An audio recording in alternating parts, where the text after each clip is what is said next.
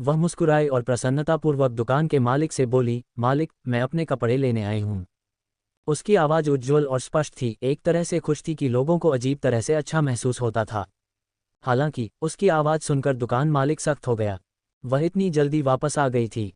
दुकान मालिक के पैकिंग करने वाले हाथों ने कपड़ों को जल्दी से बैग में भर दिया। वह मुस्कुराते हुए जू सिसी की ओर मुड़ी और बोली, छोटी बच्ची, मैं तुम्हें बता दूं, तुम सचमुच बहुत अमीर हो गई हो। किसी को आपके द्वारा लाए गए कपड़े पसंद आए और वे उनके लिए कई गुना अधिक कीमत चुकाने को तैयार हैं।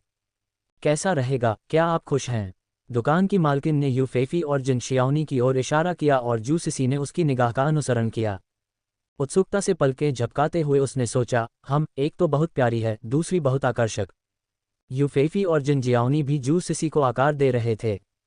काला, आदमी से भी ज्यादा काला, ऐसी त्वचा के साथ, क्या वह वास्तव में इस हल्के रंग के लिए उपयुक्त थी? इससे यूफेफी का आत्मविश्वास और भी बढ़ गया। जिन जियाओनी को कुछ शर्मिंदगी महसूस हुई। पोशाक की मालकिन यहाँ थी, ऐसा लग रहा था जैसे उसने कुछ गलत काम किया हो। यूफेफी ने आत्मविश्वास से जू सिसी से कहा, मिस, आपकी यह पोशाक बहुत सुंदर है और मुझे ये बहुत पसंद है। मुझे आशा है कि आप मुझे ये दे सकेंगे। मैं इसके लिए बहुत अधिक कीमत चुकाने को तैयार हूँ और मुझे आशा है कि आप इसे वहन कर सकेंगे। जू सिसी ने पलकें झपकाईं और जवाब दिया, माफ़ कीजिए, मैं इससे अलग नहीं हो सकती। आखिरकार यह उसकी पोशाक नहीं थी, ये तो सिस्टर नेनियन की थी। वहाँ छोड़ने को क्या था? जब यूफेफी ने सुना कि जू सिसी बेचना नहीं चाहती तो उसकी भौहें तन गईं। लेकिन फिर भी उसने धैर्यपूर्वक उसे समझाने की कोशिश की, मिस, सच कहूँ तो, हालांकि आपकी पोशाक सुंदर है, लेकिन यह वास्तव में आपकी त्वचा के रंग के अनुरूप नहीं है। क्यों ना आप इसे मुझे बेच दें और अपने लिए कोई अधिक उपयुक्त पोशाक खरीद लें? मुझे ये पोशाक सचमुच पसंद है। कृपया। जिन शियाओनी ने सुना कि यूफेफी ने जू सिसी को उसके चेहरे पर स्पष्ट रूप से बताया कि वह पोशाक से मेल नहीं खाती और धीरे से यूफेफी की आस्तीन खींची। क्या ये किसी को ये बताना नहीं था कि उसकी त्वचा बहुत काली है? जिन जियाओनी ने दूसरों के सामने ऐसी बात कहने की हिम्मत नहीं की। जू सिसी भोली थी, लेकिन वह मूर्ख नहीं थी। उसे अपने परिवार द्वारा काले होने के कारण चिढ़ाए जाने पर कोई आपत्ति नहीं थी, क्योंकि वह जानती थी कि उनका कोई बुरा इरादा नहीं था। यहाँ तक कि जब उसकी उग्र चाची ने उसके काले रंग की आलोचना की, तब भी वह क्रोधित नहीं हुई। लेकिन इस खूबसूरत महिला के ऐसा कहने का क्या मतलब था? यद्यपि वह विनम्रता से बोल रही थी, लेकिन उसके स्वर में श्रेष्ठता की भावना थी जिससे जू सिसी असहज हो गई। मानो उसकी नज़र में सिर्फ वही इस पोशाक को पहनने के लायक थी। जू सिसी ने और कुछ नहीं कहा और सीधे स्टोर मालिक से कहा, बॉस, कृपया मुझे मेरी ड्रेस दे दीजिए। मैं इसे नहीं बेच रहा हूँ। दुकान का मालिक तुरंत शर्मिंदा हो गया, क्योंकि उसे उम्मीद नहीं थी कि जू सिसी मना कर देगी। वह कई गुना अधिक कीमत चुकाने को तैयार थी, फिर भी जू सिसी ऐसा नहीं चाहती थी। कोई इतना मूर्ख कैसे हो सकता है? दुकान की मालकिन मुश्किल में थी, वह पहले ही इसे किसी और को बेचने के लिए सहमत हो चुकी थी। यूफेफी को उम्मीद नहीं थी कि जू सिसी इतनी स्पष्टता से मना कर देगी और वह निराश हो गई, लेकिन कुछ कह नहीं सकी। उसे वह पोशाक बहुत पसंद आई, पहनने पर वह बहुत सुंदर लग रही थी। वह ये पोशाक जिन यू के सामने पहनना चाहती थी। मालिक को न हिलते देख जू सिसी अधीर हो गई। आपका क्या मतलब है, बॉस? अब मुझे मेरी पोशाक दे दो। दुकान मालिक ने सहजता से बैग को अपने हाथ में कसकर पकड़ लिया। जू सिसी को तुरंत पता चल गया कि अंदर उसकी पोशाक होगी और उसने उसे लेने के लिए हाथ बढ़ाया, यह मुझे दे दो। दुकान मालिक ने अवचेतन रूप से उसे पकड़ रखा था और जाने नहीं दिया। जू सिसी ने जोर से खींचा और ये देखकर यूफेफी का दिल दुख गया। उसे डर था कि जू सिसी पोशाक को फाड़ देगी और वह स्टोर के मालिक की मदद करने के लिए आगे बढ़ी। जिन जियाओनी चौंक गईं और जल्दी से यूफेफी को पकड़ लिया। बहन फेफी, आप क्या कर रही हैं? अब स्थिति ऐसी लग रही थी कि यूफेफी और अन्य लोग जू सिसी से पोशाक छीनने की कोशिश कर रहे थे। जू सिसी क्रोधित हो गई, अरे, तुम लोगों का क्या मतलब है? यह मेरी पोशाक है, तुम इसे मुझसे क्यों छीनना चाह रहे हो? दुकान के मालिक ने कहा, युवती, ये पोशाक उन्हें बेच दो। वे इसके लिए आपको अधिक पैसे देने को तैयार हैं। तुम इतनी मूर्खता क्यों कर रहे हो? यूफेफी का दिल बुरी तरह दुख गया। खींचने से पोशाक निश्चित रूप से झुर्रीदार हो गई थी और उसने जल्दी से कहा, मिस, मुझे वास्तव में आपकी यह पोशाक बहुत पसंद है, क्या आप इसे मुझे नहीं दे सकती? इसके अलावा आपकी त्वचा के रंग के साथ मुझे स्पष्ट होने के लिए क्षमा करें, इसे पहनने से न केवल यह अच्छा नहीं लगेगा बल्कि यह और भी खराब लगेगा। जिन शियाओनी केवल यूफेफी को पकड़ना जानती थी, जो उसकी अच्छी दोस्त थी, और स्वाभाविक रूप से वह यूफेफी की मदद करने को तैयार थी, लेकिन उसने पोशाक के मालिक के सामने ऐसी बातें कहने की हिम्मत नहीं की। यूफेफी के चेहरे पर पीड़ा भरे भाव देखकर उसे वापस खींचते हुए उसने जू सिसी से कहा, मिस, क्या आप कृपया इसे जाने दे सकती हैं? हम वास्तव में इसके लिए आपको भुगतान करने को तैयार हैं ताकि आप अधिक उपयुक्त कपड़े खरीद सकें। मैंने कहा था कि मैं इसे नहीं बेच रहा हूं, क्या तुम सब बहरे हो? जू सिसी नाराज हो गई। ये कैसे लोग थे? क्या वे समझ नहीं पाए कि वह क्या कह रही थी? क्या राजधानी के सभी लोग इतने दबंग थे? जू नेनियन और हुयू ने जू सिसी को लंबे समय से वापस नहीं देखा था, इसलिए वे दोनों उसे ढूंढने निकल पड़े। दूर से उन्होंने देखा कि जू सिसी कई लोगों से संघर्ष कर रही थी। क्या हो रहा था? जू न्यानियन और हुयू तेजी से आगे बढ़े। जिन रुइबिन, जो ज्यादा दूर नहीं था, भी दौड़कर उसके पास पहुंचा। अरे, यह क्या हो रहा था? क्या बात लड़ाई तक पहुंच गई थी? चार लोग एक पोशाक के लिए लड़ रहे थे और स्वाभाविक रूप से पोशाक और उसकी पैकेजिंग एक ही पल में दो टुकड़ों में फट गई। जू सिसी तीन लोगों से अकेले ही संघर्ष कर रही थी, तभी बैग फटने से वह पीछे की ओर गिर पड़ी। वह एक नीची मेज के नुकीले कोने से टकराए और आह की चीख के साथ उसका गाल मेज से टकराया। पोशाक छीन रहे तीनों लोग क्षण भर के लिए स्तब्ध रह गए। फटी हुई पोशाक को देखकर यूफेफी के चेहरे पर अविश्वसनीय रूप से बदसूरत भाव आ गया। दुकानदार ने सीधे शिकायत करते हुए कहा, युवती, आप क्या कर रही हैं? वे पैसे देने से इनकार नहीं कर रहे थे, फिर भी आपको छीनना पड़ा। देखो अब क्या हुआ, ड्रेस पूरी फट गई है। जिन जियाओनी जू सिसी से संपर्क करना चाहती थी, उसने उम्मीद नहीं की थी कि चीजें इस तरह से सामने आएंगी, लेकिन दुर्भाग्य से किसी ने उससे पहले ही यह काम कर दिया। सीसी सफ़ेद धुंध में जू नेनियन जू सिसी की तरफ दौड़ा और नीचे झुक गया। जू सिसी ने अपने साथ हुए अन्याय को महसूस करते हुए अपना चेहरा ढक लिया। उनकी आंखों से आंसू बह रहे थे। बहन नेनियन, वे मुझे परेशान कर रहे हैं। ये बकवास है, हमने तुम्हें कैसे धमकाया? दुकानदार चिल्लाया। दुकानदार और उसके साथियों की ओर पीट करके जू नेनियन ने उन पर कोई ध्यान नहीं दिया। चिंतित होकर जू सिसी का हाथ पकड़ लिया। सिसी, जाने दो, बहन नेनियन को देखने दो। उसने जू सिसी की उंगलियों के बीच से खून बहता देखा। उसका दिल असहनीय रूप से दुख रहा था। आखिरकार उसका चेहरा ऐसा ही था। दर्द से आंसू बहाते हुए जू सिसी ने जू नेनियन की चिंतित निगाहों को देखा और फिर भी एक सांत्वना भरी मुस्कान बिखेरी। बहन नेनियन, मैं ठीक हूँ, बस आपकी पोशाक फट गई है। क्या हुआ? जू नेनियन ने धीरे से पूछा और जू सिसी ने जू नेनियन को पूरी घटना बता दी। दुकानदार ने कहा, युवती, लोगों पर झूठा आरोप मत लगाओ। हमने तुम्हें धमकाया नहीं, बल्कि तुम ही थे जो इसे छीनने पर अड़े थे। यूफेफी चुप रही, कुछ नहीं बोली। जिस पोशाक को वह पसंद करती थी वह खराब हो गई, जिससे यूफेफी का मूड बहुत खराब हो गया। कहानी सुनने के बाद जू नेनियन का चेहरा भयानक रूप से ठंडा हो गया। जू सिसी को उठाने में मदद करने और हुयू से उसकी देखभाल करने के लिए कहने के बाद वह अंततः तीनों का सामना करने के लिए मुड़ी। इससे पहले जू नेनियन की पीठ उनकी ओर थी, इसलिए तीनों ने उसका चेहरा स्पष्ट रूप से नहीं देखा था। अचानक पीछे मुड़कर उसकी अद्भुत सुंदरता ने तीनों की दृश्य इंद्रियों को चौंका दिया और जिन रुइबिन, जो अभी अभी वहां पहुंचे थे, ने भी इसे देखा। एक पल में आसपास की हर चीज अपना रंग खोती हुई प्रतीत हुई। केवल वही अपनी पूर्ण भव्यता में चमक रही थी। लाल होंठ और सफ़ेद दांत, चमकदार आंखें और सुंदर दांत, मलाईदार जैद जैसी त्वचा, सुंदरता के सभी शब्द उसकी सुंदरता का एक अंश भी वर्णन करने के लिए अपर्याप्त प्रतीत होते थे। यह अकल्पनीय था कि इतनी सुंदर महिला इस दुनिया में मौजूद हो सकती है। जू नेनियन ने यूफेफी और अन्य लोगों को ठंडेपन से देखा। उनकी नज़र उन पर घूम गई और पूछा, क्या यह आप ही थे जिन्होंने मेरी बहन को परेशान किया था? उसकी आवाज़ धीमी होनी चाहिए थी, लेकिन उसमें ठंडी धार थी। दुकानदार को तुरंत होश आया और उसने विरोध करते हुए कहा, बेबुनियाद आरोप मत लगाओ, हमने उसे धमकाया नहीं, वह इसलिए गिरी क्योंकि वह छीन रही थी।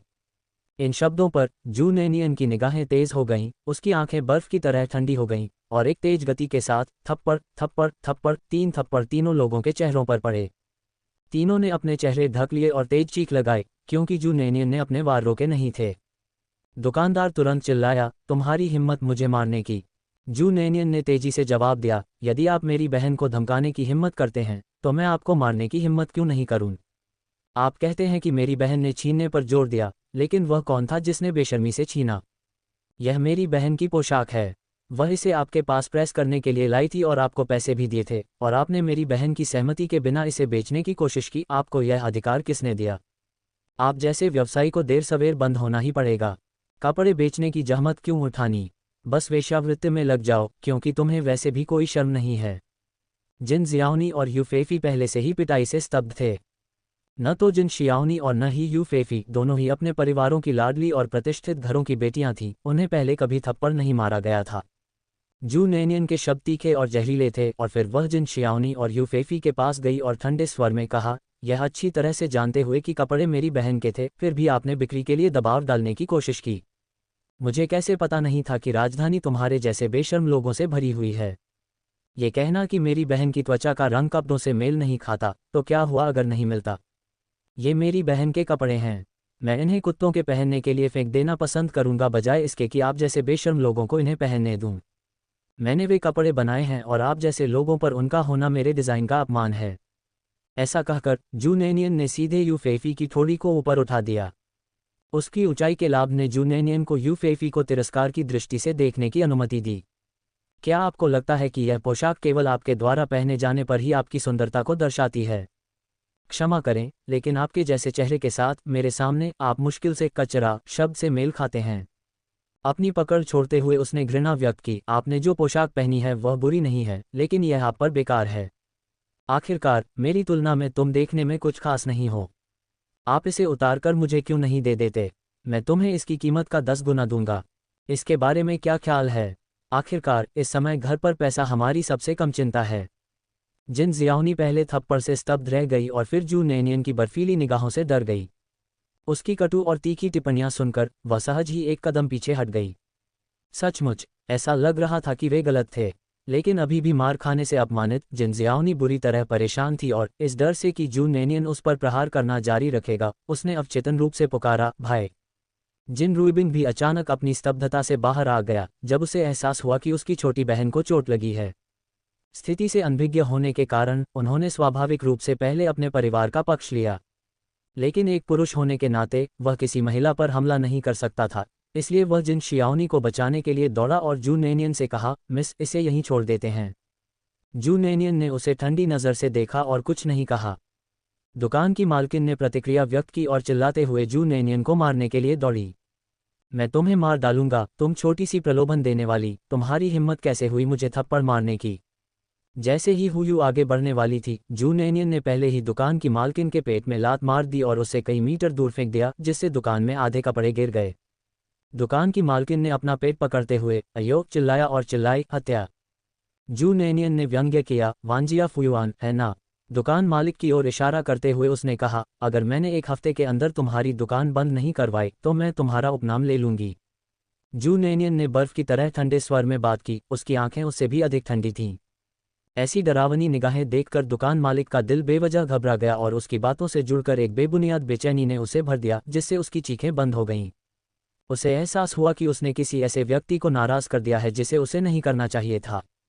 यद्यपि जिन रुइबिंग अपनी बहन के साथ खड़ा था, लेकिन उसने सोचा कि उसके सामने बोलने वाली महिला अविश्वसनीय रूप से अच्छी लग रही थी।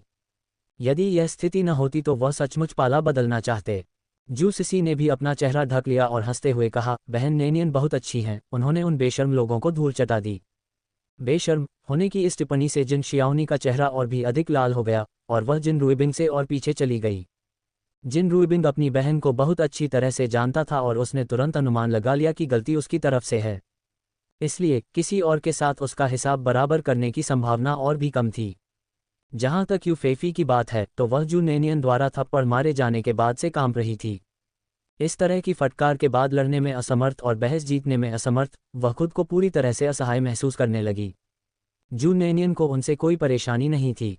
यदि वे प्रतिरोध नहीं कर रहे होते तो वह उन्हें कुछ समय के लिए छोड़ देती, लेकिन बेहतर होगा कि वे उसे दोबारा उनसे न मिलने दें। वह कभी भी नर्म दिल वाली नहीं थी। सीसी, चलो चलें, जू नैनियन ने कहा। ठीक है, जू सिसी खुशी से हंसी, लेकिन थोड़े अफसोस के साथ उसने कहा, लेकिन बहन नैनियन, आपकी पोशाक फट गई। जमीन पर फटी हुई पोशाक देखकर जू नैनियन ने कोमलता से मुस्कुराते हुए उस पर कदम रखा और मुस्कुराते हुए जू सिसी से कहा, ये ठीक है। यह अब कचरा है, आपकी बहन नैनियन जैसी सुंदरता के लायक नहीं है। केवल कचरा ही कचरा है। जैसे ही उसने बोलना समाप्त किया, जू नैनियन ने लापरवाही से उसके सामने कपड़ों का रैक धकेल दिया, जिससे कपड़ों की एक पूरी पंक्ति शोर मचाते हुए नीचे गिर गई। चलो चलें, उसने उदासीनता से उनके ऊपर चलते हुए कहा। जू सिसी ने प्रशंसा और खुले मुंह से जू नैनियन को किसी और के कपड़े उतारते हुए देखा। जू नैनियन द्वारा खींचे जाने पर वह वापस दौड़ना नहीं भूली, जमीन पर पड़ी सफ़ेद पोशाक पर थूका और कहा, पाह, कचरा, कचरे के साथ जाओ। प्रत्येक बहन कचरा फेंकते हुए चली गई तथा पीछे सफ़ेद फीते वाली पोशाक पर 2 पैरों के निशान और थूक का एक गड्ढा छोड़ गई। इससे जिन शियाओनी और यूफेईफी को अपने चेहरे पर जलन महसूस हुई। न केवल थप्पड़ लगने वाले हिस्से में चोट लगी, बल्कि जिस हिस्से को छुआ नहीं गया था उसमें भी दर्द हुआ। यह एक नग्न अपमान था। दूसरी ओर जिन रुइबिंग एक बार फिर मोहित हो गया।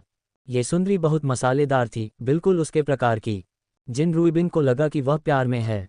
बेशक जब भी वह किसी खूबसूरत महिला को देखता तो उसे लगता कि वह उससे प्यार करने लगा है। जू नैनियन जू सिसी के साथ मॉल से बाहर चली गईं, जिन्होंने अपना चेहरा ढक रखा था और इसे जू नैनियन को नहीं दिखाया। अभी भी मुस्कुराते हुए उसने कहा, बहन नैनियन, अभी आप अद्भुत थीं।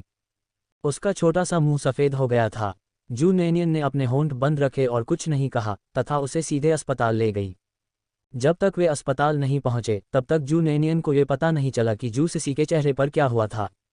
उस मूर्ख लड़की के लिए उसका हृदय असहनीय रूप से दुखी हो गया।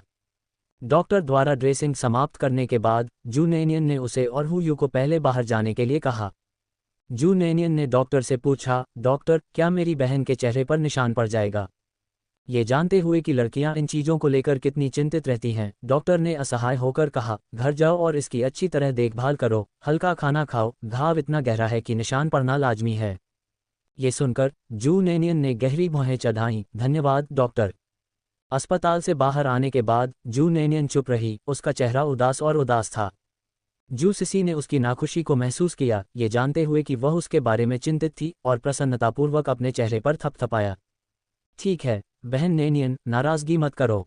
देखो अब मैं ठीक हूँ, डॉक्टर ने घाव पर पट्टी बांध दी है और कुछ ही दिनों में मैं महान सुंदरी सिसी बन जाऊंगी। जू नैनियन ने चुपचाप उसकी ओर देखा और गंभीरता से कहा, ठीक है, हमारी सीसी बहुत सुंदर है। वह सीसी को इस तरह नहीं जाने देगी। कोई भी लड़की अपने रूप के प्रति उदासीन नहीं होती। उनकी जियाओ सिसी बस उसे चिंतित नहीं करना चाहती थी। वह अपना चेहरा खराब नहीं होने देगी। जू सिसी के चेहरे पर 3 टांके लगे। यदि इन्हें ऐसे ही छोड़ दिया जाए तो ये निश्चित रूप से गहरे निशान छोड़ जाएंगे। यह एक ताज़ा घाव था और यदि झरने के पानी से इसका उपचार किया जाए तो यह अवश्य ठीक हो जाएगा। इस समय जू नैनियन के लिए परेशानी की बात यह थी कि झरने का पानी केवल उस स्थान के मालिक के लिए ही प्रभावी था, अन्य किसी के लिए बेकार था। वे झरने के पानी को जू सिसी के लिए कैसे प्रभावी बना सकते थे? झरने के पानी में ऐसा क्या था जो यह निर्धारित करता था कि उपयोगकर्ता कोई और है या स्थान का मालिक है? जू नैनियन ने वापस लौटने पर इस प्रश्न पर सावधानीपूर्वक विचार करने का निर्णय लिया।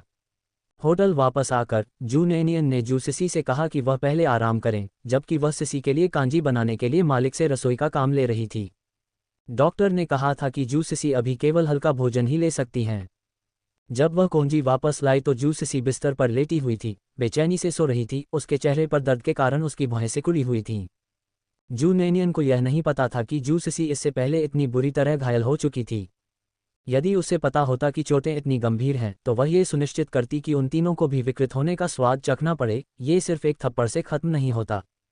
उन्हें प्रार्थना करनी चाहिए कि उनका सामना दूसरी बार ना हो, अन्यथा वह ये गारंटी नहीं दे सकती थी कि वह उनके साथ क्या करेगी। उनकी हिम्मत कैसे हुई कि वे उन परिवार के सदस्यों को चोट पहुंचाएं जिनकी वह परवाह करती थी। यहाँ तक कि यदि स्वर्ग का राजा भी आ जाए तो भी वह आसानी से नहीं जाने देगी।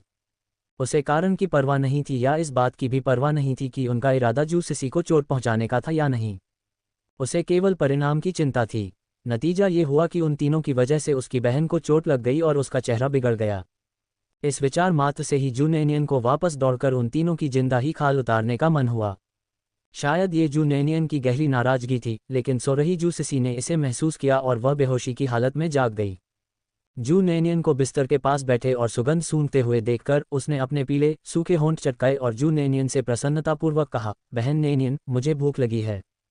जू नैनियन तुरंत होश में आए और धीरे से जू सिसी को बिस्तर पर बैठने में मदद की। मैंने तुम्हारे लिए कुछ खिचड़ी बनाई है, थोड़ी देर यहाँ बैठो, मैं तुम्हें परोसती हूँ। जू सिसी दलिया पीने के बाद फिर से सो गई और जू नैनियन ने उसके सूजे हुए चेहरे को देखा जो हर पल और अधिक क्रोधित हो रहा था।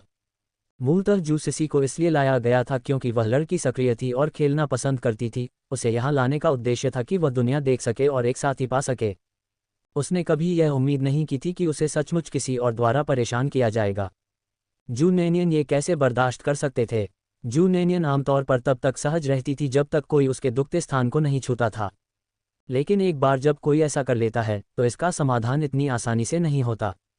यदि उस दिन उसके और उन लोगों के बीच झगड़ा हुआ होता तो संभवतः वह एक बार ही उससे निपट लेती और फिर उसे छोड़ देती तथा बदला लेने के बारे में नहीं सोचती। लेकिन उन्होंने उसके परिवार को चोट पहुंचाई, जिन लोगों की वह अपने जीवन में सबसे अधिक परवाह करती थी और जिनकी वह सबसे अधिक रक्षा करना चाहती थी। ये छोटी लड़की अपने रूप रंग को लेकर बहुत चिंतित थी। अब उसे लगा होगा कि वह बर्बाद हो गई है और उसे नहीं पता कि वह कितनी परेशान थी। सीसी बहुत विचारशील थी। वह हमेशा नहीं चाहती थी कि दूसरे उसके बारे में चिंता करें। वह दिखावा करती थी कि सब कुछ ठीक है। इससे जू नेनियन को और भी अधिक दुख हुआ। तारांकन। दूसरी ओर जिन जियाओनी और जिन रुइबिंग घर लौट आए और जिन रुइबिंग ने उनसे पूछा, जियाओनी, वास्तव में आपके और अन्य लोगों के साथ क्या हुआ? वह पूरे समय बाहर इंतजार कर रहा था, इस बात से पूरी तरह अनजान कि वह और यूफेफी अंदर क्या कर रहे थे कि ऐसी घटना घटित हो गई। जिन जियाओनी का चेहरा जू नेनियन की पिटाई से सूज गया था। यह उसके जीवन में पहली बार था जब उसे किसी और ने मारा था और उसे बहुत अन्याय महसूस हुआ। जिन रुइबिंग के प्रश्न सुनने के बाद उन्होंने बिना किसी अतिशयोक्ति या अलंकरण के आंसू भरी आंखों से सारी घटनाओं का वर्णन किया। कहानी सुनने के बाद जिन रुइबिंग को समझ नहीं आया कि क्या कहें। जिन जियाओनी, मैं आपके बारे में क्या कहूँ? क्या आप वे सारे शिष्टाचार और शिष्टाचार भूल गए हैं जो हमारे माता पिता ने आपको सिखाए थे? ये सोचना कि तुम उस औरत यूफेफी के साथ मिलकर किसी और का सामान लूटने की कोशिश करोगे, क्या तुम्हारा दिमाग सुअर की गंदगी से भरा हुआ है? जिन शियाओनी, जो पहले से ही दुखी थी, उसने यूफेफी के पक्ष में आवाज उठाई क्योंकि उसे कपड़े बहुत पसंद थे और मालिक वहां मौजूद नहीं था। जब कपड़ों की मालकिन वापस लौटी तो क्या वह इतनी शर्मिंदा नहीं हो गई थी कि बहस जारी नहीं रख सकी? जब उसने उस लड़की को कपड़ों को लेकर यूफेफी से लड़ते देखा तो उसने यूफेफी को खींचने की कोशिश की थी, लेकिन चूंकि यूफेफी ने उसे पकड़े रखा इसलिए वह भी उसे पकड़े रही और अंततः उसकी ओर से बोलने के लिए मजबूर हुई। इसके परिणामस्वरूप ऐसा प्रतीत हुआ कि वे तीनों कपड़ों को लेकर लड़की से झगड़ रहे थे। यदि वह गलत नहीं होती तो वह कभी भी बिना प्रतिरोध किए खुद को शापित और पिटने नहीं देती। गलत और अनुचित रूप से दोषी ठहराए जाने के कारण वह काफी दुखी महसूस कर रही थी, लेकिन उसका अपना भाई न केवल उसके लिए बोलने में विफल रहा बल्कि उसे फटकार भी लगाए। जिन जियाओनी एक पल में गुस्से में आ गए। तुम मुझसे इस तरह कैसे बात कर सकते हो? मैंने कब सिस्टर फेफी के साथ मिलकर उसके कपड़े छीन लिए? बहन फेफी और मैंने बस उन्हें इसके लिए भुगतान करने की योजना बनाई। बाद में जब वह वापस आए और बेचना नहीं चाहती थी तो मैंने सिस्टर फेफी के लिए फिर कभी बात नहीं की। जैसे ही उसने कहा, जिन जियाओनी फूट फूट कर रोने लगी, अपने आंसू पोंछे और दुखी होकर बोली, मैं बस सिस्टर फेफी को दूर खींचना चाहती थी, न कि उसके साथ कपड़ों को लेकर झगड़ा करना चाहती थी। कौन जानता था कि इससे उसके कपड़े फट जाएंगे और वह जमीन पर गिर जाएगी। मैं नहीं चाहता था कि ऐसा हो।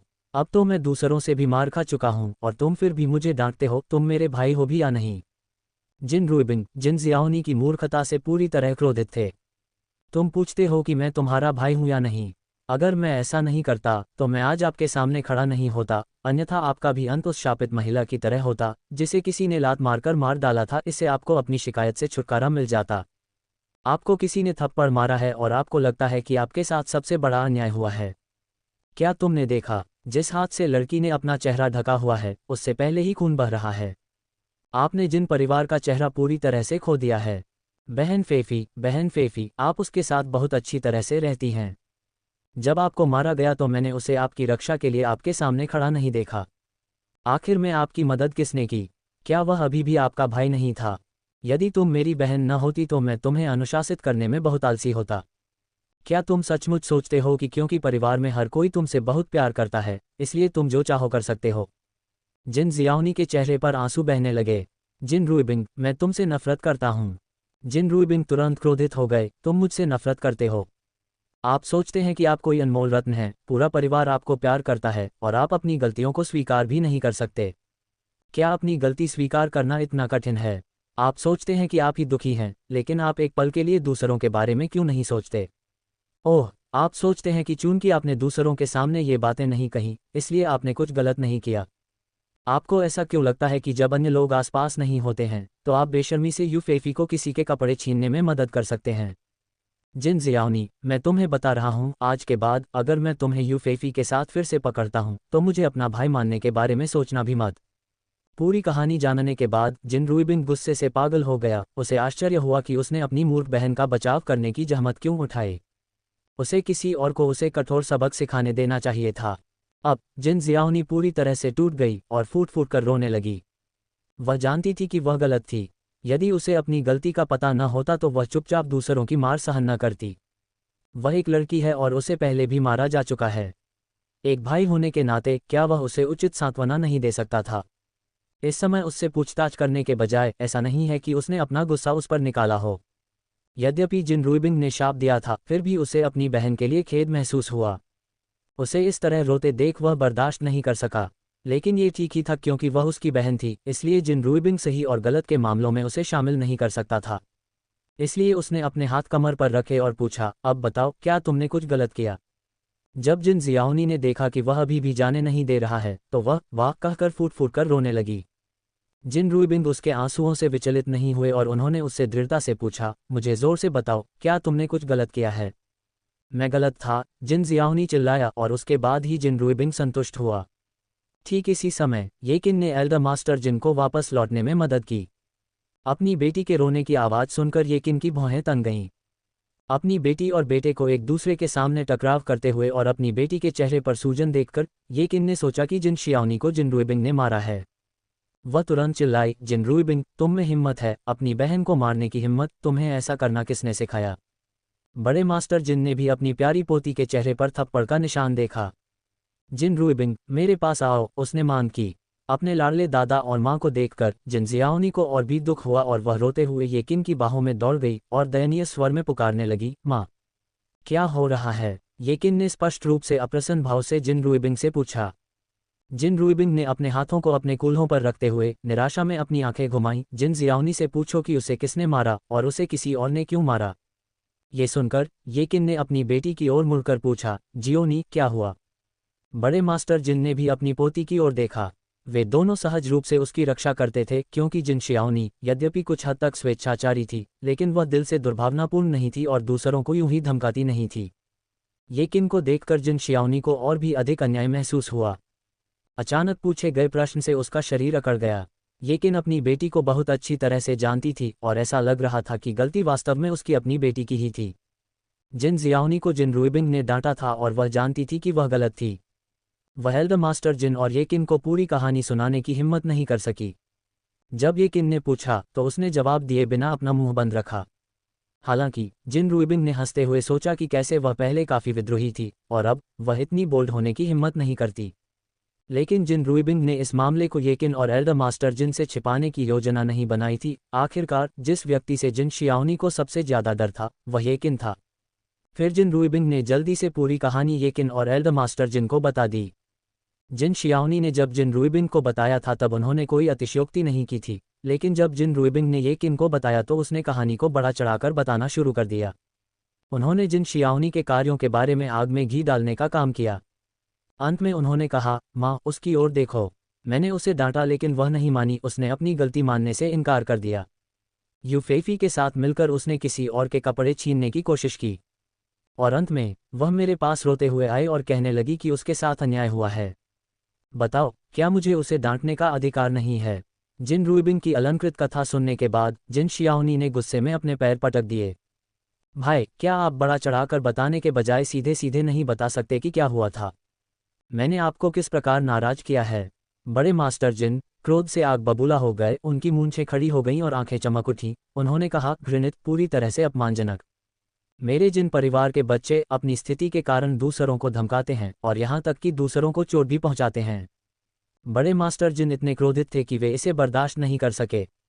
जिन रुइबिंग जल्दी से उसे शांत करने में मदद करने के लिए उसके पास गए। अब उन्हें चिंता थी कि बूढ़ा आदमी इतना उत्तेजित हो जाएगा कि वह बीमार हो जाएगा।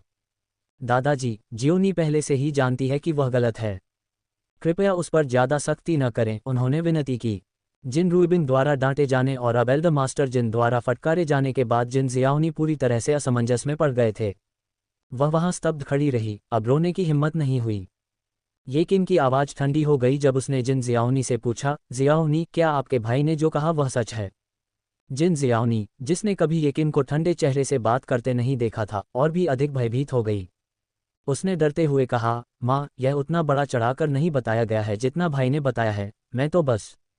येकिन ने अपना हाथ उठाया और उसकी व्याख्या बीच में ही रोकते हुए कहा, आपको मुझे ये बताने की ज़रूरत नहीं है कि आपके भाई ने बढ़ा चढ़ाकर बताया है या नहीं, आपको बस मुझे ये बताने की ज़रूरत है कि क्या आपने और यूफेफी ने किसी के कपड़े जबरन खरीदने की कोशिश की थी और क्योंकि उन्होंने बेचने से इनकार कर दिया था, इसलिए अंततः उन्हें चोट लग गई। हाँ या ना, मुझे बस यही जवाब सुनना है। जिन जियाओनी को अंततः डर का एहसास हुआ। वह जानती थी कि उसने गलत किया है, लेकिन अब तक उसे यह महसूस हो रहा था कि उसके साथ बहुत गलत हुआ है। ये सुनकर कि येकिन ने कुछ नहीं कहा, केवल परिणाम पूछा, जिन शियाओनी को अचानक एहसास हुआ कि भले ही उस समय उसका ऐसा इरादा न रहा हो, लेकिन ऐसा लगता है कि उसने वास्तव में ऐसा कुछ किया था जिसके कारण ये परिणाम आया। अपनी बेटी के हाव भाव देखकर येकिन को पता चल गया कि इस बार उसे अपनी गलती का एहसास हो गया है और अब उसे ऐसा नहीं लगता कि उसके साथ अन्याय हुआ है। फिर उसने ठंडे स्वर में कहा, तुम अकेले बाहर खड़े रहो, कल सुबह तक आंगन से एक कदम भी बाहर मत निकलना। ये सुनकर जिन जियाओनी हैरान रह गए। कल सुबह तक खड़े रहो? अभी तो अंधेरा भी नहीं हुआ, वह कैसे सहन कर सकेगी? उसने सहज रूप से जिन रुइबिंग और एल्डर मास्टर जिन की ओर देखा।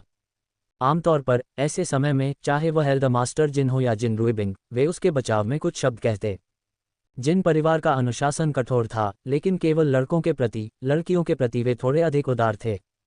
हालांकि इस बार न तो जिन रुइबिंग और न ही एल्डर मास्टर जिन ने उसके लिए बोलने का कोई इरादा दिखाया। एल्डर मास्टर जिन इतने क्रोधित हो गए कि वे मुड़कर ऊपर चले गए और चलते समय आहें भरते रहे। अब जिन जियाओनी सचमुच बिना किसी सहारे के रह गई थी। येकिन ने तो यहाँ तक कह दिया, आज से तुम्हें यूफेफी से संबंध तोड़ लेने हैं। जिन जियाओनी और यूफेफी अच्छे दोस्त थे और वह सिस्टर फेफी को काफ़ी पसंद करती थी। उसने अवचेतन मन से पूछा, माँ, मुझे पता है कि मैं गलत थी, लेकिन मैं ऐसा क्यों नहीं कर सकती? येकिन ने उसे ठंडी नज़र से देखा, क्या तुम यूफेफी को एक अच्छी दोस्त के रूप में चाहती हो या अपने परिवार को? आप स्वयं इसके बारे में सोचें। मैं तुम्हें एक दिन का समय देता हूं कि तुम आंगन में खड़े होकर सैन्य मुद्रा में इस पर विचार करो। अगर तुम मुझसे संपर्क रखना चाहते हो तो माँ तुम्हें नहीं रोकेंगी, लेकिन अब से तुम मुझे माँ भी नहीं कहोगे। येकिन ने जिन शियाओनी से कभी इतनी गंभीर बात नहीं कही थी और वह बुरी तरह डर गई थी। वह केवल आज्ञाकारी रूप से सैन्य मुद्रा में खड़े होने के लिए यार्ड में भाग सकती थी, जबकि येकिन अपनी बेटी की उदास आकृति को देख रही थी और असहाय होकर आहें भर रही थी। वह अच्छी तरह जानती थी कि वह लड़की यूफेफी उसकी अपनी बेटी के इतने करीब क्यों थी, क्या वह लड़का जिन यू के लिए नहीं था? वास्तव में जिन परिवार की जिन यू पहले से ही शादीशुदा थी और उस लड़की ने अभी भी उम्मीद नहीं छोड़ी थी। वह देख सकती थी कि यूफेफी एक बुरे दिल वाली लड़की नहीं थी, बल्कि बहुत घमंडी और आत्मकेंद्रित थी, जो हमेशा अपने आप पर ध्यान केंद्रित करती थी। येकिन को डर था कि अगर उसकी अपनी बेटी यूफेफी के साथ बहुत अधिक समय बिताएगी तो वह भी उसकी तरह घमंडी हो जाएगी।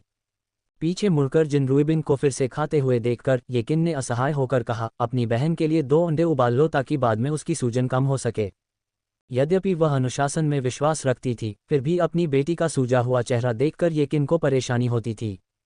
जिस लड़की के बारे में जिन रुइबिंग ने कहा था कि उसका चेहरा घायल हो गया है, उसके बारे में सोचते हुए येकिन ने भौहें चढ़ाईं और कहा, कोई बात नहीं, पहले मुझे घायल लड़की को ढूंढने ले चलो। जिन रुइबिंग ने तुरंत नाश्ता करना बंद कर दिया और पूछा, माँ, आप कोई बड़ा तमाशा बनाने की योजना तो नहीं बना रही हैं? येकिन को किसी पर प्रहार करने का मन हुआ। क्या तुम्हें लगता है कि तुम्हारी माँ कोई ऐसी व्यक्ति है जो अनुचित दृश्य बनाती है? हम माफ़ी मांगेंगे, मुझे ये भी नहीं पता कि लड़की के घाव कितने गंभीर हैं। ये सुनकर जिन रुइबिंग ने आखिरकार राहत की सांस ली, फिर असहाय होकर अपने कंधे उचका दिए। माँ, ऐसा नहीं है कि मैं आपको वहाँ नहीं ले जाना चाहता, लेकिन मैं सचमुच उस लड़की को नहीं जानता। मुझे नहीं पता कि वह कौन है या कहाँ रहती है। येकिन ने तुरंत अपनी भौहें सिकोड़ लीं और सख्ती से बोली, जियोनी समझ नहीं रही है और न ही तुम समझ रहे हो। क्या आप उस समय किसी को जांच के लिए अस्पताल नहीं ले गए थे?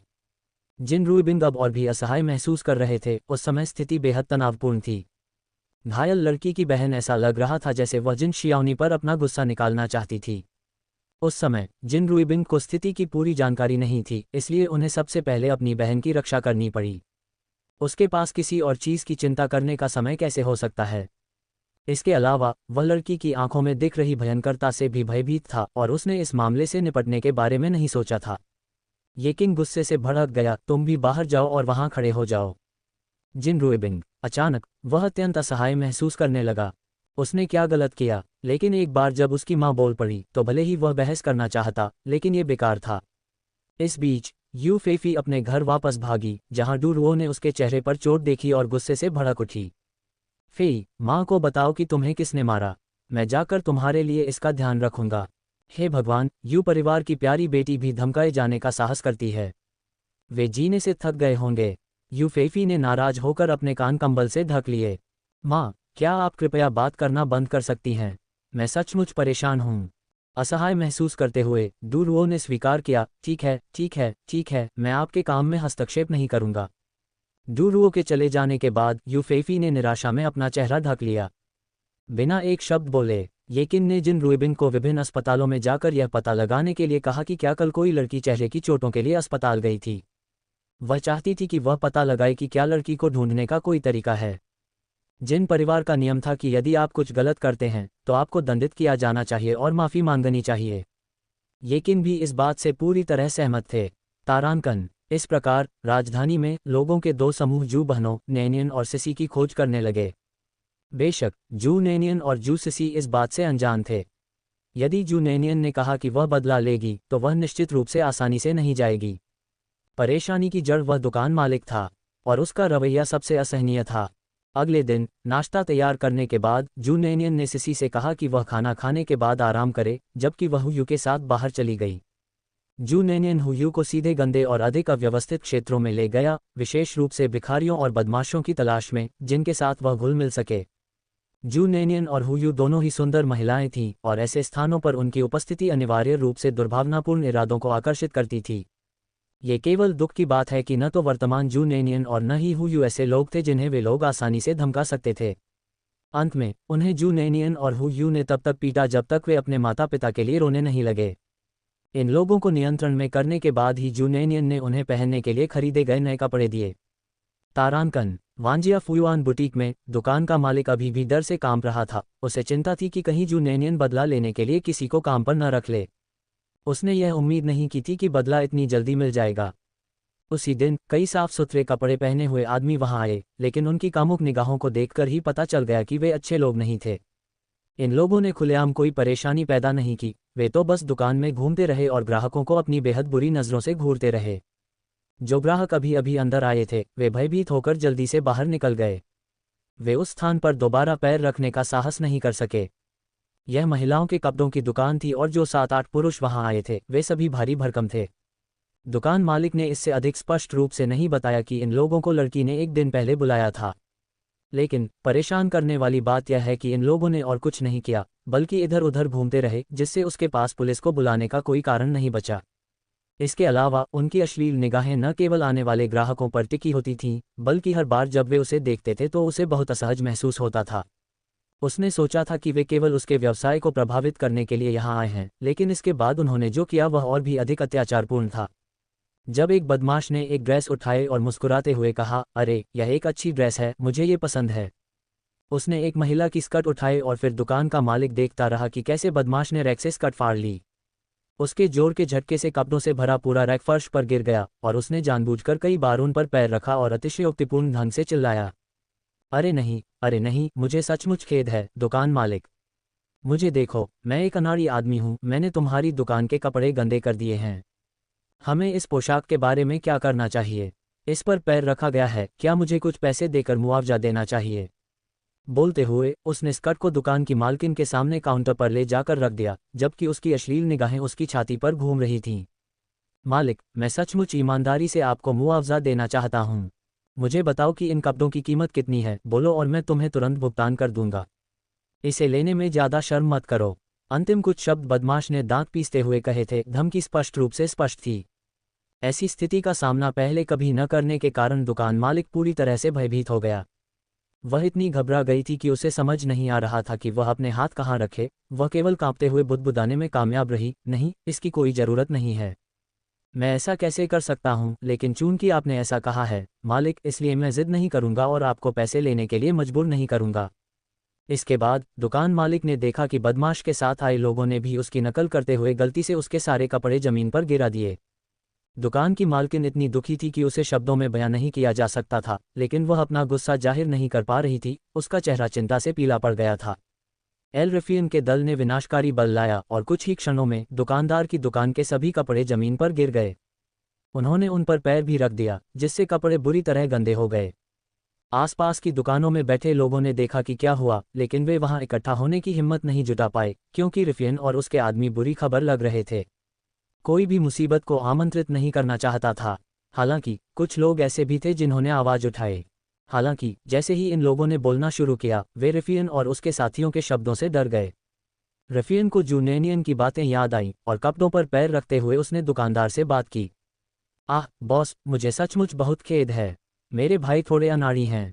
हमने यह उम्मीद नहीं की थी कि हल्के से स्पर्श से आपके कपड़े गलती से फर्श पर गिर जाएंगे। हम अपनी शक्ति से लोगों को धमकाने वाले लोग नहीं हैं। आप बस ये देखिए कि इन कपड़ों की कीमत कितनी है और हम इनके लिए भुगतान करने को तैयार हैं। रफीन ने आज एक से अधिक बार यह बात कही थी, लेकिन दुकानदार ने उनसे पैसे मांगने की हिम्मत नहीं की।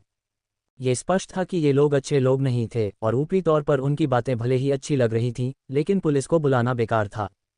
चूंकि वे भुगतान करने को तैयार थे, इसलिए वह पुलिस को बुलाने के बारे में सोच भी नहीं सकी। दुकानदार को पता था कि वे उसे धमका रहे हैं। यदि उसने वास्तव में उनका पैसा स्वीकार करने का साहस किया तो निस्संदेह उसे प्रतिशोध का सामना करना पड़ेगा। दुकानदार डर के मारे पीछे हट गया। उन्हें डर था कि ये लोग न केवल उनकी दुकान को नुकसान पहुंचाएंगे बल्कि उनके साथ भी कुछ करेंगे। दुकानदार डर से कांपते हुए काउंटर के पास खड़ा था और चाह रहा था कि वह उसके अंदर छिप जाए। ये लोग पूरे दिन यहाँ रहे और उनके जाने का कोई संकेत नहीं मिला। रात होने के कारण दुकानदार बुरी तरह डर गया। एक महिला के रूप में जब उसे गुंडों और बदमाशों का सामना करना पड़ रहा है तो वह कैसे नहीं डरेगी। लेकिन अब उन्हें जाने के लिए कहना उसके लिए और भी अधिक भयावह था। कौन जानता था कि एक गलत शब्द उन्हें भड़का देगा। दुकानदार को आखिरकार उस दिन समझ में आया कि उस लड़की का क्या मतलब था। यदि चीजें इसी तरह चलती रहीं तो एक सप्ताह तो भूल ही जाए, वह अगले दिन दुकान बंद करके तुरंत निकल जाना चाहती थी ताकि इन राक्षसों से जितना संभव हो सके दूर हो सके। पैसों की तुलना में उसके जीवन से अधिक महत्वपूर्ण कुछ भी नहीं था। दुकानदार को अब सब कुछ पछतावा हो रहा था, और वह भी एक पोशाक के कारण हुई परेशानी के कारण। अगर उसे पता होता तो वह थोड़े से पैसे के लिए लालची नहीं होती और वह ड्रेस ब्लैक गर्ल को वापस कर देती। पीछे मुड़कर देखें तो अज्ञानता के कारण ये ब्लैक गर्ल की गलती थी। यदि वह इस बात पर झगड़ा न करती तो पोशाक न फटती और न ही वह गिरती। ये सब उसकी अपनी गलती के कारण हुआ, लेकिन वह कैसे जान सकती थी कि ब्लैक गर्ल की एक सक्षम बड़ी बहन भी है। दुकानदार हताशा से आग बबूला हो गया। जब दुकानदार गहरे अफसोस में डूबा हुआ था, अचानक एक डरावनी आवाज सुनाई दी। अरे मालिक, मैं आपसे बात कर रहा हूँ। क्या आप हमें नीची नज़र से देखते हैं? क्या आपको लगता है कि हम इसका खर्च नहीं उठा सकते? जब रफीन बोला तो उसने एक निर्दयी आवाज निकाली, जिससे दुकानदार डर से कांप उठा और उसके चेहरे पर एक शोकपूर्ण भाव आ गया। बड़े बड़े बड़े भाई, कृपया दया करो, मुझे जाने दो, उसने विनती की। तुम्हारा बड़ा भाई कौन है? रफीन ने अधीरता से पूछा। दुकानदार चिल्लाने के बाद और भी अधिक कांप उठा। तुम उस युवा चाची से कहो, यह मेरी गलती है, मैं उससे माफी मांगने जाऊंगा, ठीक है? कृपया मुझे जाने दीजिए, मेरा व्यवसाय आसान नहीं है। कृपया दया करें और मेरी छोटी सी दुकान को छोड़ दें, ठीक है? डर के मारे दुकानदार के शब्द पूरी तरह से लड़खड़ा गए। ये स्पष्ट नहीं था कि वह शून्यनियन से उसे छोड़ देने की विनती कर रही थी या रफीन से ऐसा करने की विनती कर रही थी, या शायद दोनों। बदमाश ने तिरस्कारपूर्वक कहा, कौन सी जवान लड़की? बॉस, आप जो कह रहे हैं वह सही नहीं है। उन्होंने व्यंग्यात्मक लहजे में कहा, हम यहाँ कपड़े खरीदने आए हैं, हम आपके व्यवसाय का संरक्षण करते हैं, तो यह आपको बख्शना कैसे हो गया? क्या हमने आपके साथ कुछ किया है?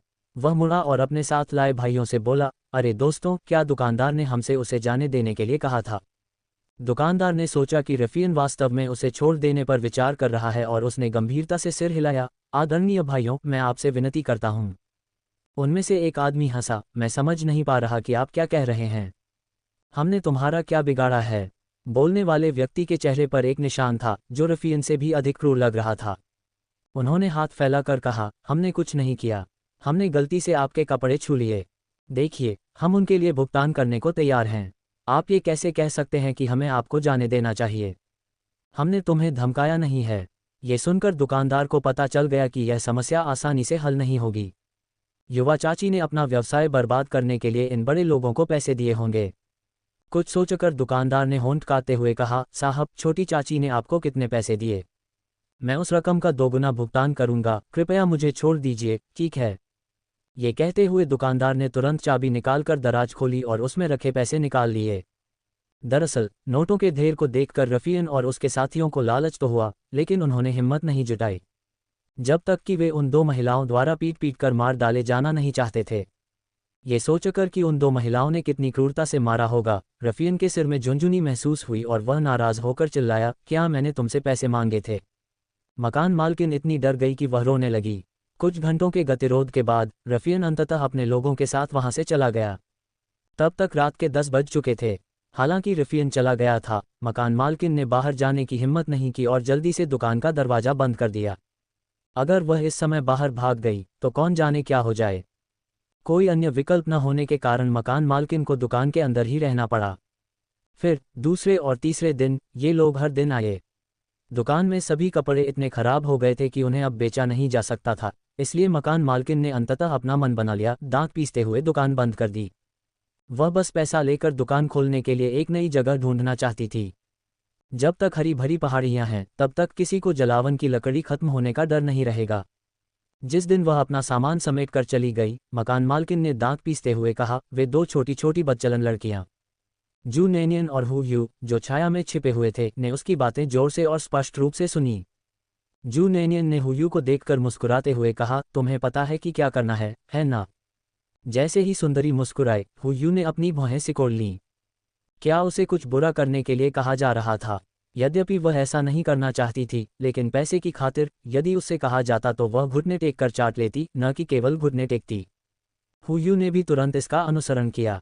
इस बीच जू नैनियन अकेले उस गली में चले गए जहां वे उस दिन गए थे, जहां रफियन और उसके लोग पहले से ही इंतजार कर रहे थे।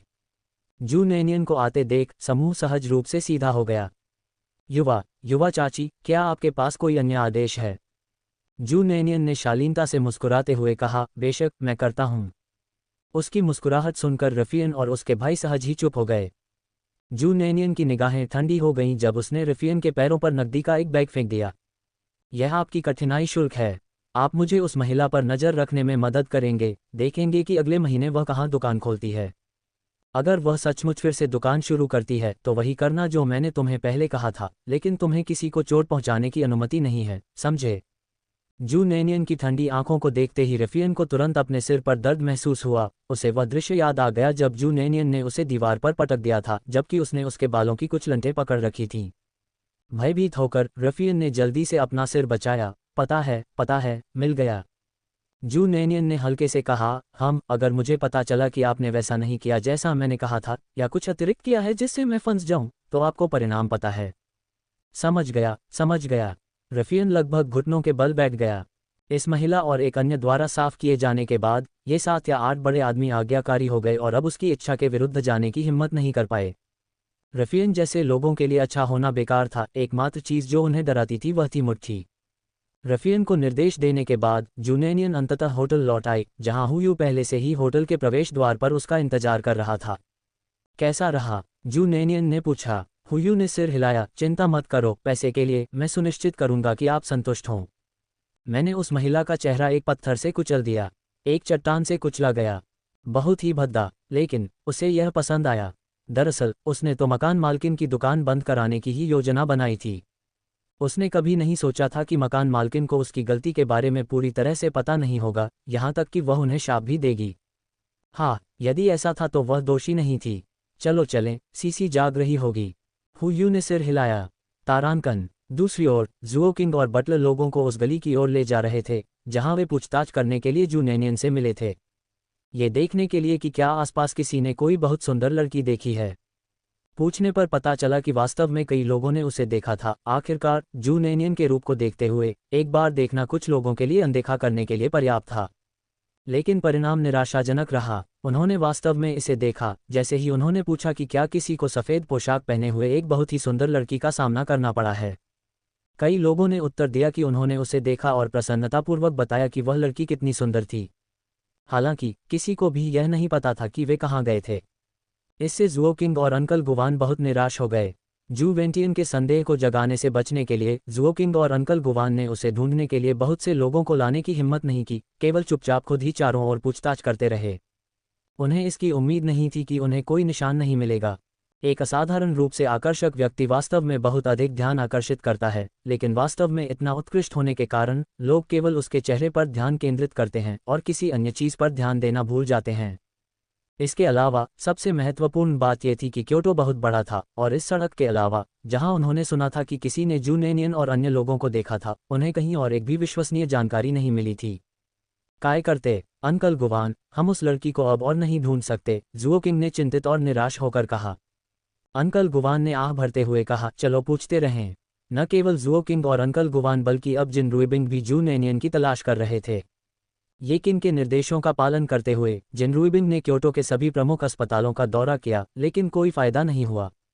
उन्होंने कभी नहीं सोचा होगा कि जूनेनियन ने जूसिसी को डॉक्टर के पास ले जाने की जल्दी में किसी बड़े अस्पताल में जाने के बजाय सबसे नज़दीकी क्लिनिक को चुना होगा, जो काफ़ी अच्छा लग रहा था। जहां तक जूनेनियन का सवाल है, जिसे दोनों पक्ष ढूंढ रहे थे, वह अभी भी होटल में थी। जूसिसी सफ़ेद दलिया पी रही थी, वह पहले से ही इसके बेस्वाद स्वाद से ऊब चुकी थी। ओह बहन नेनियन, मैं सचमुच कुछ मसालेदार खाना खाना चाहती हूँ, उसने कहा। जूनेनियन ने हंसते हुए कहा, आप अभी भी मसालेदार खाना खाना चाहते हैं, आपको ठीक होने पर ध्यान देना चाहिए। जूसिसी ने असहाय होकर आह भरी, वैसे भी मेरे शरीर पर निशान तो होंगे ही, ये सब एक जैसा ही है। ये सुनकर जूनेनियन एक पल के लिए रुक गया, जूसिसी को देखा और देखा कि यद्यपि युवा लड़की के चेहरे पर मुस्कान थी, उसकी आंखों में निराशा बहुत स्पष्ट थी। जूनेनियन ने उसके बालों को प्यार से सहलाया। सीसी, बहन नेनियन की बात सुनो, मैं वास्तव में तुम्हारे चेहरे के निशान को ठीक कर सकता हूँ। आपको सिस्टर नेनियन पर भरोसा करना होगा, क्या आप समझती हैं? वास्तव में क्या ये ठीक हो सकता है? जूसिसी ने सहजता से अपने घायल चेहरे को छुआ, उसकी आंखों में आशा चमक रही थी, लेकिन घाव इतना गहरा है और इसमें टांके लगाने की भी जरूरत है। ये ठीक हो जाएगा। आप सिस्टर नेनियन पर भरोसा करते हैं, है ना? बहन नेनियन ने ऐसा कोई वादा कब किया जिसे उन्होंने पूरा न किया हो? और मैं न केवल आपके निशान को बेहतर बना सकता हूँ, बल्कि मैं आपको अधिक गोरा भी बना सकता हूँ। सचमुच? जूसिसी ने जूनेनियन को इतनी गंभीरता से बोलते देखा और उसकी बातों पर विश्वास कर लिया। एक क्षण में उसकी बड़ी चमकदार आंखें खुशी से चमक उठी, एक चमकदार चमक जो मनमोहक और शानदार थी। यह अद्भुत है बहन नेनियन, मैं आपसे बेहद प्यार करती हूँ। जूसिसी अब वास्तव में खुश थी। उसकी आंखों में खुशी की चमक देखकर जूनेनियन के चेहरे पर भी मुस्कान आ गई। पिछले कुछ दिनों से वह केवल मालिक की पत्नी से निपटने के बारे में ही नहीं सोच रही थी। बदला लेने से अधिक उसे इस बात की चिंता थी कि क्या जूसिसी सामान्य स्थिति में लौट सकेगी। इसलिए हर रात वह बाथरूम में भागती, दरवाजा बंद करती और फिर वहां से स्थानिक झरने के पानी में प्रवेश करती। वह हमेशा से इस बात को लेकर उत्सुक थी कि स्पेटियल स्प्रिंग वाटर ने उसे इस स्थान का मालिक कैसे मान लिया। पिछले कुछ दिनों में उसे आखिरकार इसका कारण पता चल गया। यह ऐसी चीज थी जिसे इस स्थान की पिछली मालकिन ने पीछे छोड़ दिया था, जिसे उसने इतने समय तक नज़रअंदाज किया था। जब भी वह अंतरिक्ष में आती थी तो केवल व्यंजनों पर ही ध्यान देती थी। इस प्रकार उसने पिछले मालिक द्वारा उस स्थान पर छोड़े गए कई निशानों को पूरी तरह से नज़रअंदाज कर दिया था। उदाहरण के लिए, झरने के पानी के बगल में कुछ शब्द अंकित थे। संभवतः पिछले मालिक को भी ऐसी ही परिस्थितियों का सामना करना पड़ा था, जहां झरने का पानी किसी और को पीना पड़ा था। इसीलिए ये शिलालेख वहां रखा गया था। इन शब्दों का अर्थ मोटे तौर पर यह था कि झरने का पानी किसी अन्य व्यक्ति के लिए लाभदायक हो, इसके लिए उस व्यक्ति को उस महिला के साथ रक्त साझा करना होगा। इसका मतलब यह था कि उसका खून दूसरे व्यक्ति की नसों में बहना चाहिए। उस दिन जूनेनियन ने जूसिसी को साफ सुथरा किया और उसे अस्पताल ले गए। जांच करने पर पता चला कि जूसिसी वास्तव में थोड़ी एनीमिया से पीड़ित थी। सौभाग्यवश जूनेनियन ने डॉक्टर से जूसिसी को रक्त आधान करवाया। सौभाग्यवश उसका रक्त समूह भी शूसिसी जैसा ही था, अन्यथा रक्ताधान असंभव होता। शूसिसी को बेहोशी की हालत में अस्पताल लाया गया। पहले तो उन्हें लगा कि वह अपने चेहरे की चोट की जांच कराने आए हैं। उसे उम्मीद नहीं थी कि उसे रक्ताधान के लिए लाया जाएगा, और अस्पताल के बिस्तर पर लेटे हुए वह कुछ हद तक हतप्रभ थी। रक्ताधान के बाद जूनेनियन को याद आया कि उसने और जिन यू ने अपने अंतरंग समय के दौरान गर्भनिरोधक उपाय नहीं अपनाए थे, फिर भी वह कभी गर्भवती नहीं हुई। इसलिए उसने अस्पताल में जांच कराई। परिणामों से पता चला कि वह बिल्कुल स्वस्थ थी और उसे कोई समस्या नहीं थी। जून्यानियान जूसिसी को वापस होटल ले गया। पिछले कुछ दिनों से जूसिसी का चेहरा इतना दुख रहा था कि वह कहीं जाना नहीं चाहती थी और होटल में ही रहना पसंद करती थी। जूसिसी को सफलतापूर्वक रक्त चढ़ाने के बाद जूनेनियन हर सुबह जल्दी उठकर स्थानिक झरने के पानी की एक बूंद निकालते और उसे दलिया के साथ पकाते थे। झरने का पानी पीने के बाद परिवर्तन बहुत तीव्र थे, इसलिए जूनेनियन ने उसे बहुत अधिक पानी पीने की हिम्मत नहीं की। बर्तन में झरने के पानी की एक छोटी सी बूंद डाली गई, जिसे फिर पानी से भरे एक बड़े बर्तन में पकाया गया। मूल रूप से जू नेनियन जू सिसी की त्वचा को गोरा करने में मदद करना चाहती थी, लेकिन उसने स्थानिक झरने के पानी का उपयोग करने के बारे में नहीं सोचा और केवल कुछ सामान्य सौंदर्य उपचारों पर ही विचार किया। अब चूंकि वह स्थानिक झरने के पानी का उपयोग कर रही थी, इसलिए अन्य तरीकों की कोई आवश्यकता नहीं थी। हालांकि जू सिसी के संदेह को जगाने से बचने के लिए जू नेनियन ने जानबूझकर एक बड़ा स्नान टब खरीदा और भेड़ के दूध विक्रेता से हर दिन भेड़ के दूध की 2 बाल्टी मंगवाए। फिर उसने जू सिसी को उसमें भिगो दिया। सौभाग्य से हुयू ने जू सिसी के चेहरे पर निशान नहीं देखे थे, अन्यथा अगर उसने देखे होते तो उसे निश्चित रूप से संदेह होता। चूंकि स्थानिक झरने का पानी अत्यधिक पतला था, इसलिए जू सिसी में परिवर्तन महत्वपूर्ण नहीं थे।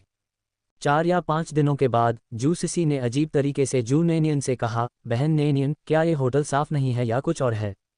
हर दिन नहाने के बाद भी मैं इतना गंदा क्यों महसूस करता हूँ?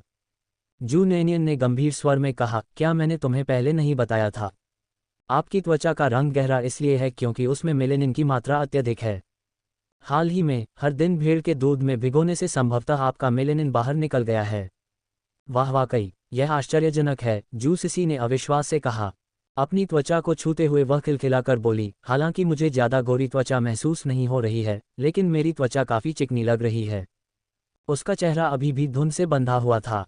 उस रात जू नेनियन ने उसे देखा और पाया कि उसके चेहरे पर घाव काफी हद तक ठीक हो गए थे। अगले दिन वह उसे टांके हटवाने के लिए अस्पताल ले गई। दांत निकालने के बाद डॉक्टर ने सराहना करते हुए कहा, यह युवती निश्चित रूप से अच्छी तरह ठीक हो गई है। इतने गहरे घाव और वे इतनी जल्दी ठीक हो गए। हालांकि निशान अभी भी वहां थे, जैसे कि टांकों से बचे हुए निशान। कुछ छोटे बिंदु उभरे हुए, वे अभी भी बहुत स्पष्ट दिख रहे थे, हालांकि उतने गहरे नहीं थे जितना डॉक्टर ने सोचा था।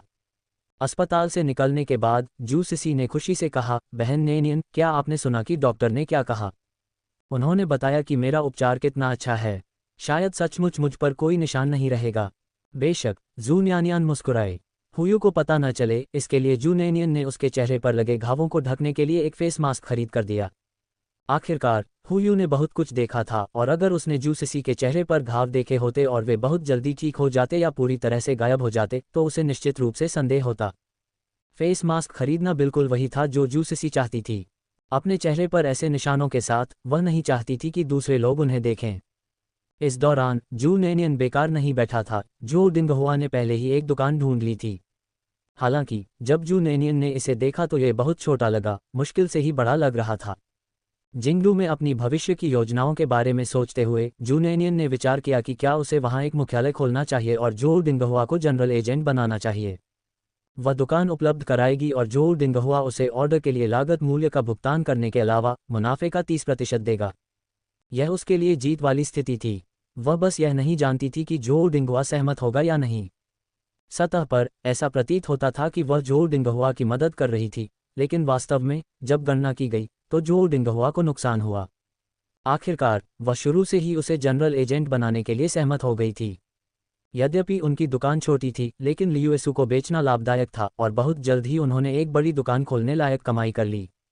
तब तक बड़ी जगह खरीदने की चिंता क्यों करें? वह भी बिना किसी कारण के मुनाफे का 30% अतिरिक्त दे रहा होगा। जू नेनियन बस उन्हें तेज शुरुआत करने में मदद कर रहे थे। वह इस बात को लेकर अनिश्चित थी कि जो डिंगहुआ इस विचार से सहमत होगा या नहीं। इस बात को ध्यान में रखते हुए जू नेनियन इस विषय पर चर्चा करने के लिए जो डिंगहुआ के पास गए। उसे आश्चर्य हुआ कि जो डिंगहुआ तुरंत सहमत हो गया। इससे जू नेनियन को ऐसा महसूस हुआ कि वह एक ईमानदार व्यक्ति का फायदा उठा रही है। अनिश्चितता से उसने पूछा, श्रीमान जो, क्या तुम इस पर विचार नहीं करोगे? आखिरकार ये मुनाफे का 30% है। यदि आप असहमत हैं या सोचते हैं कि यह बहुत ज़्यादा है, तो भी हम बातचीत कर सकते हैं। ये सुनकर जो डिंगहुआ ने शर्म से हंसते हुए कहा, बॉस जू, आप वास्तव में एक अच्छे इंसान हैं। रहस्यमय ढंग से अच्छे व्यक्ति का कार्ड प्राप्त करने पर जू नेनियन के पास शब्द नहीं थे। मैं समझता हूं कि आप क्या कहना चाहते हैं बॉस जू, लेकिन मैं पहले से ही बहुत आभारी हूं कि आप मुझे जनरल एजेंट बनने देने के लिए तैयार हैं, जो डिंगहुआ ने आगे कहा। जू नेनियन, जो डिंगहुआ जितना अधिक आभारी था, उतना ही अधिक जू नेनियन को लगा कि वह एक ईमानदार व्यक्ति का फायदा उठा रही है। ठीक है, चूंकि मामला ऐसा है तो मैं खुद ही दुकान चुन लूंगा। भव्य उद्घाटन से पहले आपके द्वारा ऑर्डर किए गए 30,000 लियुयुसोस के अलावा मैं आपको 70,000 और दूंगा। लेकिन आपको अपनी कमाई से मुझे पूंजी वापस करनी होगी। जू डिंगहुआ के साथ एक समझौते पर आने के बाद जू नेनियन तुरंत हुयू और जू सिसी के साथ एक दुकान की तलाश में चले गए। जू सिसी ने चेहरे पर मास्क पहना हुआ था, जिससे केवल उसकी चमकदार बड़ी आंखें ही दिखाई दे रही थीं। अंत में जू नेनियन ने जिंगडू सेंट्रल स्ट्रीट पर 2 मंजिलों वाली एक बड़ी दुकान खरीदने के लिए लगभग 20,000 युआन खर्च किए। जू डिंगहुआ जू नेनियन की एक बार में 20,000 युआन खर्च करने की इच्छा से आश्चर्यचकित था और साथ ही उसे विश्वास हो गया कि जू नेनियन का अनुसरण करने से निश्चित रूप से पर्याप्त लाभ होगा। जू डिंगहुआ ने तेजी से काम किया। जैसे ही जू नेनियन ने दुकान उन्हें सौंपी, उन्होंने तुरंत तैयारी शुरू कर दी। दुकान को सजाना और बाकी विभिन्न चीज़ों को व्यवस्थित करना। जू नेनियन होटल लौट आया और तुरंत जू अहोन को फ़ोन किया और उसे जिंगडू में 1 लाख ल्यूएसू पेस्ट्री भेजने के लिए कहा। जू नेनियन ने जू अहोन को दुकान का पता दिया। ये नोट करने के बाद जू अहोन ने जल्दी से कहा, नियानियन 1 मिनट रुको, तुम्हारे दूसरे चाचा को तुमसे कुछ कहना है। यह क्या है? जू नेनियन ने पूछा। हताश होकर जू अहोन ने कहा, नियानियन, क्या आपको लगता है कि हमें कुछ दर्जन और लोगों को काम पर रखना चाहिए? फैक्ट्री में अब हर महीने 10 लाख से अधिक ऑर्डर लंबित हैं, हम उन्हें पूरा नहीं कर सकते और हाल ही में जिकियांग ने कई शहरों में एजेंसी सौदों पर बातचीत की है, इसलिए ऑर्डर में केवल वृद्धि होगी। इतनी जल्दी? जू नेनियन हैरान रह गईं, उन्होंने यह उम्मीद नहीं की थी कि जाने देने और गोता लगाने से इतने प्रभावशाली परिणाम मिलेंगे। ये सुनकर जू नेनियन ने संकोच नहीं किया और कहा, ठीक है दूसरे चाचा, बस इसे संभालो। आप तय करें कि हमें कितने लोगों की भर्ती करनी है। जू अहोन ने यह भी बताया, आप जिन 100,000 ल्यूएसू पेस्ट्री का अनुरोध कर रहे हैं, उनकी आपूर्ति अब से कम 10 दिन बाद ही हो पाएगी, क्योंकि हाइशी को भी आपूर्ति की तत्काल आवश्यकता है। अब जू नेनियन को ऐसा महसूस हो रहा था जैसे वह एक निष्क्रिय प्रबंधक है, जिसने ऑर्डर देने का काम पूरी तरह से जू अहोन और जू जिकियांग पर छोड़ दिया है। सुन कियांग और उनकी पत्नी के आदेश भी सीधे जू एरहोंग और जू जिकियांग को दिए गए थे। जू नेनियन को ये जानकर बहुत खुशी हुई कि उनकी छोटी सी अनुपस्थिति में ऑर्डर की संख्या में इतनी वृद्धि हो गई थी। साथ ही ये सुनकर कि जू जिकियांग ने कई शहरों में एजेंसी सौदों पर स्वतंत्र रूप से बातचीत की थी, जू नेनियन को बहुत गर्व हुआ। इससे पहले वह हमेशा बातचीत में जू जिकियांग का नेतृत्व करती थी और वह सिर्फ उसकी बात सुनता रहता था। जू नेनियन चाहती थी कि वह अनुभव से सीखें और उन्होंने यह उम्मीद नहीं की थी कि उनके बिना वह इतना सक्षम हो जाएगा। जाने से पहले वह केवल इतना जानती थी कि उसका छोटा भाई शांत स्वभाव का है, लेकिन अपने काम में मेहनती है। ये वास्तव में एक सुखद आश्चर्य था। हाल के दिनों में जू नेनियन जू सिसी को झरने के पानी से बना दलिया दे रहे थे और यहाँ तक कि पीने के पानी में भी चुपचाप इसे मिला दिया गया था, हालांकि थोड़ी मात्रा में। जू डिंगहुआ की दुकान के भव्य उद्घाटन के बाद जू नेनियन ने नानचेंग वापस जाने की योजना बनाई। किसी दुकान का सबसे महत्वपूर्ण पहलू उसका स्टोरफ्रंट होता है। सजावट शैली मुख्य रूप से लालित्य और स्वच्छता पर केंद्रित थी, क्योंकि वे खुदरा बिक्री को भी पूरा करते थे। जू नेनियन ने बिक्री के लिए कुछ छोटे केक और स्नैक्स शामिल करने का सुझाव दिया। स्टोर का साइन बोर्ड, जो कि एक बहुत बड़ा पट्टिका था, तीसरे दिन तक तैयार नहीं हुआ। इसमें 5 बड़े अक्षरों में लिखा था, जू की ल्यूएसू। जिस दिन पट्टिका लगाई गई, उस दिन जू नेनियन को अचानक अपने अंदर गर्व की लहर महसूस हुई। ये कितना अद्भुत था कि उसकी जू की ल्यूएसू, जो कि हाइशी जैसे बड़े शहर में जानी जाती थी, अब अंततः जिंगडू में प्रगति कर रही थी। उस शाम जू नेनियन ने जू सिसी, हुयू और जो डिंगहुआ के परिवार के साथ एक आनंदमय रात्रिभोज का आनंद लिया। रात्रि भोज के दौरान जो डिंगहुआ के छोटे भाई ने कई बार जू नेनियन की ओर देखा, जो 20 वर्ष की आयु का एक युवक था। जो डिंगहुआ ने अपने छोटे भाई को शर्मिंदा होकर डांटा। जू नेनियन को कोई आपत्ति नहीं थी, क्योंकि उस युवक की निगाहें असहज नहीं थीं, वह एक शर्मीला युवक था। जश्न में खाने पीने के बाद जू नेनियन, जू सिसी और हुयू के साथ होटल लौट आए। जू अहोन ने झाओ पान को सामान पहुंचाने का काम शुरू करने के लिए पहले ही प्रबंध कर दिया था, जो कि कुछ दिनों में पहुंचने की उम्मीद थी और सामान वापस लौटने का भी समय था। जो डिंगहुआ के स्टोरफ्रंट के अलावा जू नेनियन ने कई अन्य दुकानें भी खरीदी थीं। सभी अच्छी जगहों पर थे, उचित मूल्य पर थे और जू नेनियन ने सोचा कि वे अच्छे निवेश हैं और धन की कमी नहीं है, इसलिए खरीदारी के लिए आगे बढ़े, ये जानते हुए भी कि अचल संपत्ति की कीमतें समय के साथ और अधिक बढ़ने वाली हैं। तारांकन जुओकिंग और बटलर लगभग आधे महीने से खोज कर रहे थे और अभी तक उस लड़की को नहीं ढूंढ पाए थे जिससे वे उस दिन मिले थे, जिससे जुओकिंग निराश महसूस कर रहा था। जब उसने आगे शोरगुल सुना तो जुओकिंग ने सहज ही ऊपर देखा और एक नाम देखा, जिसे देखकर वह आश्चर्यचकित हो गई। जू की ल्यूएसू। क्या ये वही दुकान नहीं थी जो उसे हैशी में मिली थी? उसने पिछली बार वहां से ल्यूएसू के 2 जिन खरीदे थे और गॉडफादर को ये बहुत पसंद आया। उत्साह देखने के लिए काफी लोगों को इकट्ठा होते देख जुओकिंग कुछ कदम आगे बढ़ गया। माफ करें, यह मधुर आवाज सुनकर दर्शक अवचेतन रूप से एक ओर हट गए। जुओ किंग दुकान में भाग गई और बटलर ने ये देखा और उसके पीछे अंदर चला गया। उस समय जो डिंगहुआ दुकान को अच्छी तरह से साफ कर रहा था। किसी के आने की आहट सुनकर उसने सहज ही पीछे मुड़कर देखा। एक बहुत ही नाजुक और सौम्य महिला बेज रंग की लंबी पोशाक पहने हुए उसके सामने खड़ी थी। नमस्ते, क्या मैं पूछ सकता हूँ कि क्या यहाँ बिकने वाला लियुएसू समुद्र तट वाले लियुएसू जैसा ही है? जुओ किंग ने विनम्रता से पूछा। जो डिंगहुआ एक पल के लिए चौंक गया। क्या आप वहाँ गए हैं? हाँ, मैंने कुछ समय पहले वहाँ लियुएसू के 2 जिन खरीदे थे और इसका स्वाद बहुत अच्छा था। इसका नाम था जूका लियुएसू। क्या मैं पूछ सकता हूँ कि क्या आप जो लियुएसू बेच रहे हैं वह समुद्र तट वाली जगह से है? जुओ किंग ने शायद ही कभी अपने गॉडफादर को किसी चीज़ का इतना आनंद लेते देखा हो। सचमुच, पेस्ट्री का स्वाद बहुत अच्छा था। पिछली बार जब वह गॉडफादर के लिए 2 जिन लेकर आई थी तो उसने सब खा लिया और अंत में उसने हंसते हुए उससे पूछा, अरे कोई भी क्यों नहीं बचा है? मैंने सोचा कि एक और भी है। जो डिंगहुआ मुस्कुराया और सिर हिलाया। उन्होंने उम्मीद नहीं की थी कि लियुएसू की प्रसिद्धि इतनी दूर तक फैल जाएगी। उन्होंने मुस्कुराते हुए कहा, हाँ, ये वही लियुएसू है जो समुद्र के किनारे बेचा जाता है। ये सुनकर जुओ किंग का चेहरा खुशी से चमक उठा। यह अद्भुत है, क्या मुझे 2 जिन मिल सकते हैं? जो डिंगहुआ ने अजीब तरह से अपनी पैंट खुजाते हुए कहा, मुझे माफ़ करना मिस, हमारी दुकान परसों खुल रही है। हम अभी भी तैयारी कर रहे हैं और डिलीवरी अभी तक नहीं पहुंची है। अगर आप कुछ खरीदना चाहते हैं तो 1-2 दिन बाद वापस आइए। मैं समझ गया, फिर तो ठीक है। जुओ किंग खुशी से मुस्कुराए। सामान अभी तक उपलब्ध नहीं होने के बावजूद उसका मूड ठीक हो गया। इसका मतलब ये था कि लियुएसू को अब जिंगडू में भी बेचा जाएगा। ये बहुत अच्छी बात है, इसलिए जब भी उसके गॉडफादर को इसकी इच्छा होगी वे इसे खरीदने के लिए यहाँ आ सकते हैं। क्योंकि उसे पता चला कि जिंगडू में लियुएसू की एक दुकान खुल गई है, लड़की को न पा पाने की जुओ किंग की निराशा कुछ हद तक कम हो गई। तारांकन। दूसरी ओर जिन्यू और जिनरुयांग अंततः एक एक करके ये जियांटियन के सभी गढ़ों को ध्वस्त करने में कामयाब रहे और अंततः घर लौट आए। हालांकि उन्हें अभी भी ये जियांटियन के अपराधों का सबूत नहीं मिला था, लेकिन यह उसे कठिन समय देने के लिए पर्याप्त था। जैसे ही जिन्यू घर में दाखिल हुआ वह चिल्लाने के लिए इंतजार नहीं कर सका, पत्नी पत्नी, मैं वापस आ गया हूँ। कोई जवाब नहीं। जिन्यू हैरान, सब लोग कहाँ हैं? जिनरुयांग ने अपना चश्मा ऊपर किया और बाहर से अंदर आते हुए थकी हुई आवाज में बोले, रास्ता मत रोको, मुझे आराम करने की जरूरत है। आप भी तैयार हो जाए, हम कुछ दिनों में रिपोर्ट के लिए जिंगडू जा रहे हैं। जिंगडू में जिन्यू की रिपोर्ट की तारीख 1 महीने से अधिक आगे बढ़ा दी गई थी। अब इसके लिए समय न होने पर जिन्यू ने भौहें चढ़ाईं और घर की तलाशी ली, लेकिन उसे जूनेनियन का कोई पता नहीं चला। ये सोचकर कि वह अपनी सास के घर गई होगी, जिन्यू को नहाने का भी समय नहीं मिला और वह नानशुई रोड की ओर भागी। यान कुइहुआ से पूछने पर ही उसे पता चला कि जूनेनियन व्यापार पर बात करने और वुलैन की तलाश करने के लिए जिंगडू गया था। जिन्यू तुरंत आंगन में वापस आया और वुलैन को बुलाया। जैसे ही वुलैन ने यह सुना उसने तत्काल कहा, नहीं, न्यानियन मुझसे मिलने नहीं आई है, न ही उसने घर पर फ़ोन किया है।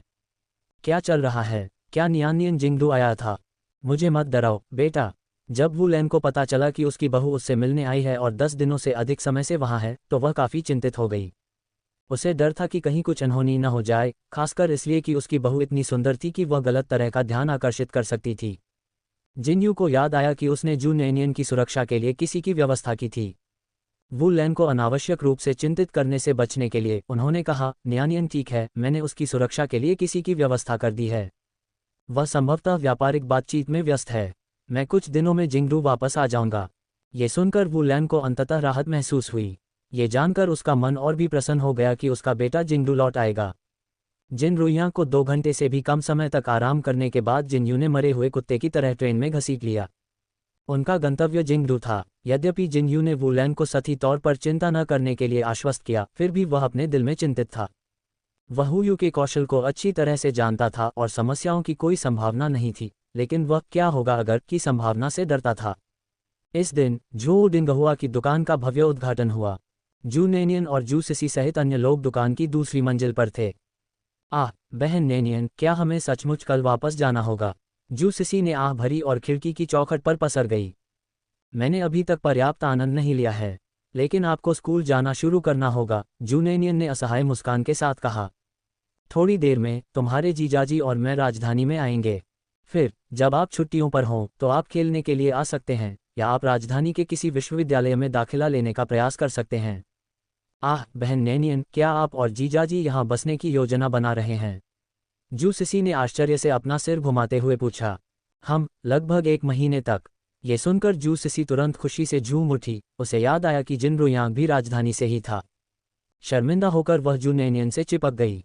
उसके पास आकर उसने चापलूसी भरे स्वर में कहा, बहन नैनियन, क्या इसका मतलब यह है कि मैं हर बार छुट्टी के समय आपके पास आकर आपके साथ खेल सकती हूँ? उसकी चालाक मुस्कान देखकर जू नैनियन ने एक भान उठाए। ऐसा लगता है कि आप मुझसे मिलने के लिए उत्सुक नहीं हैं। अरे बहन नैनियन, आप ऐसा कैसे कह सकती हैं? मैं निश्चित रूप से आना चाहता हूँ क्योंकि मुझे आपकी बहुत याद आती है। इसीलिए मैं यहाँ आना चाहता हूँ, जू सिसी ने नैनियन को बेशर्मी से गले लगाते हुए कहा। मुझे कोई परवाह नहीं, मैं किसी भी तरफ आ रहा हूँ। ठीक है, आप जब चाहें आ सकते हैं। मैं किसी भी समय आपके यात्रा व्यय की प्रतिपूर्ति करूंगा।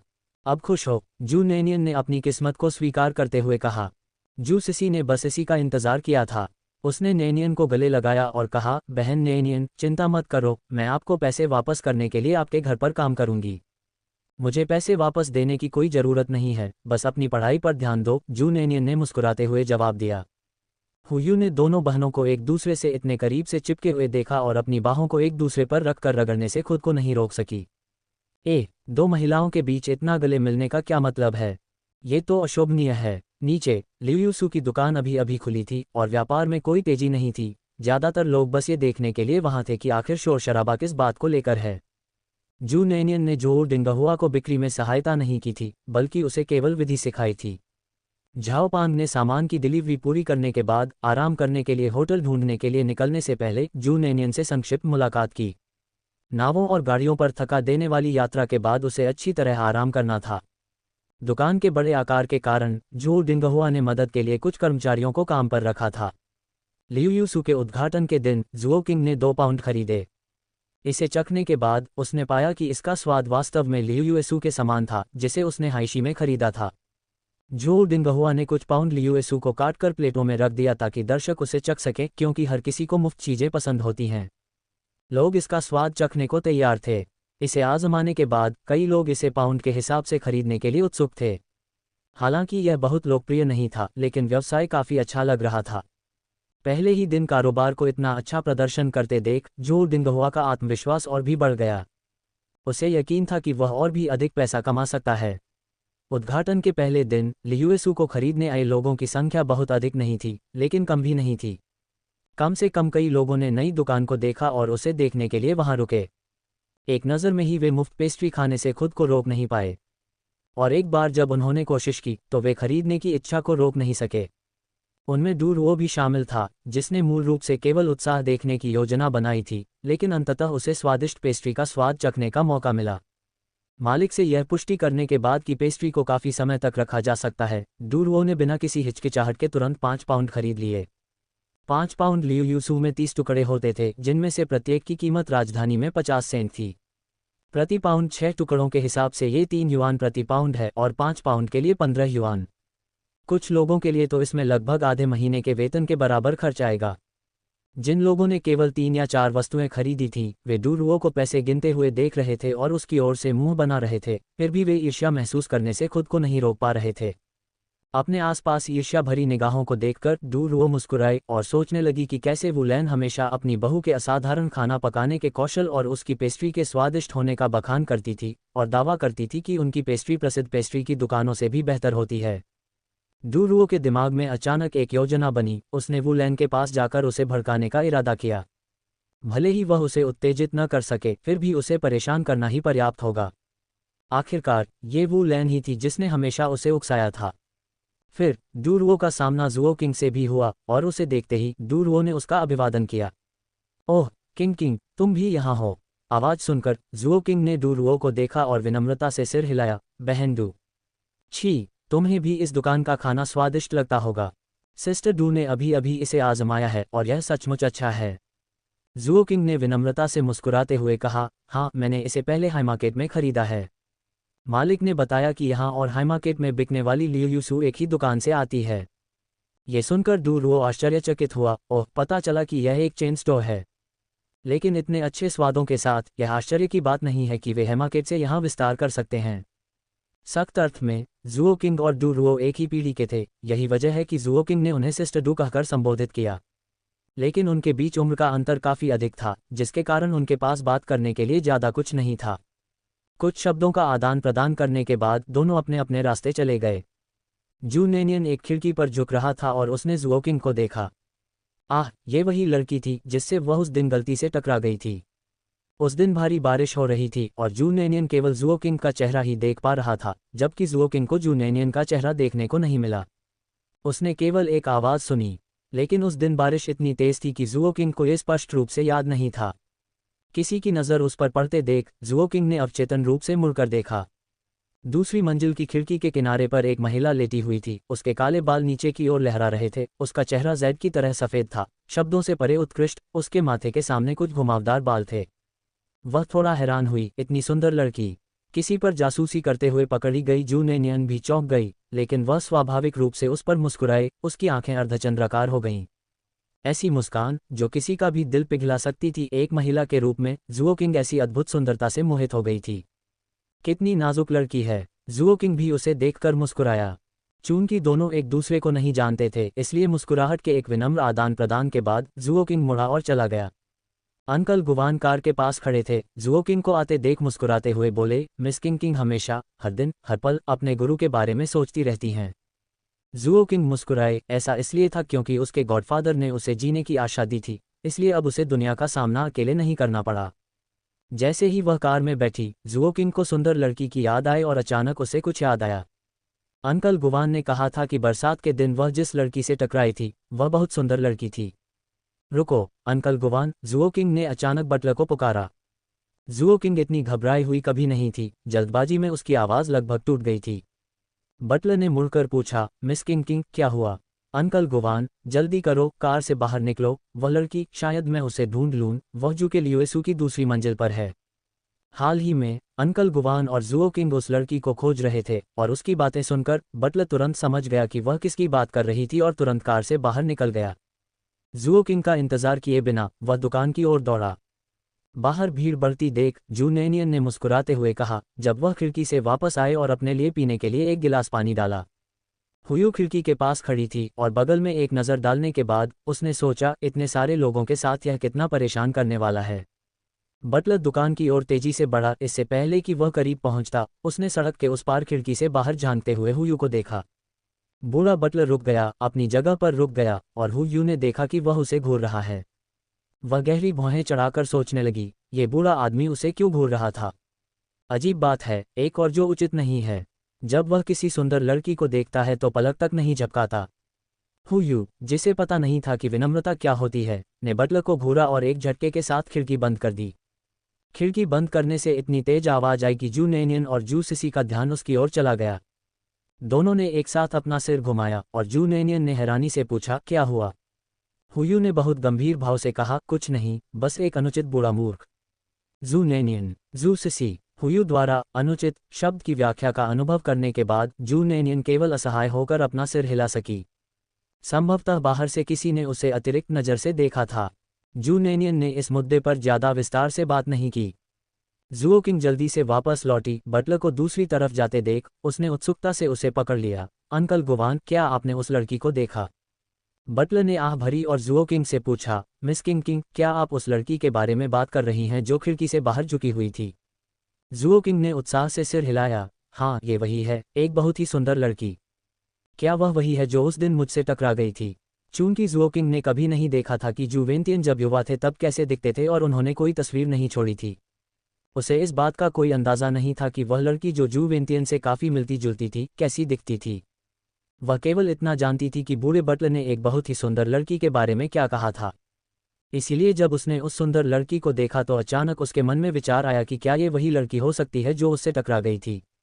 बटलर ने उसकी ओर सिर हिलाते हुए निराशा भरी आह भरी, ये वह नहीं है, वह नहीं। जुओ किंग चौंक गया, लेकिन वह लड़की वास्तव में सुंदर थी, जैसा कि अंकल गुवान ने वर्णन किया था, एक बहुत ही सुंदर लड़की।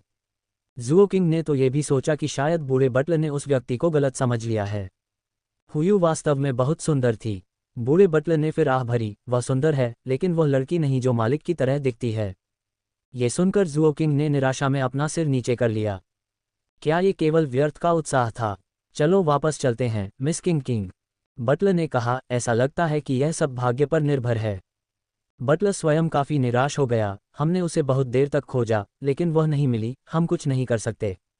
मिस, आपको इतना निराश नहीं होना चाहिए, जो होना है वह अंततः होगा। चलो इसे भाग्य पर छोड़ देते हैं।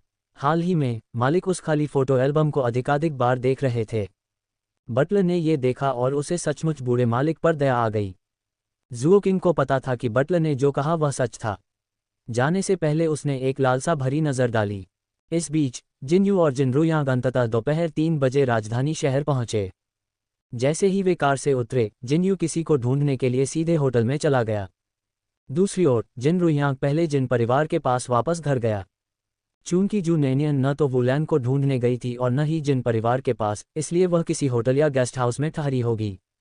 जिनयू जानता था कि जू नैनियन दूसरों को परेशान करना पसंद नहीं करता था, और एक और बात थी, उसकी पत्नी बहुत खास थी।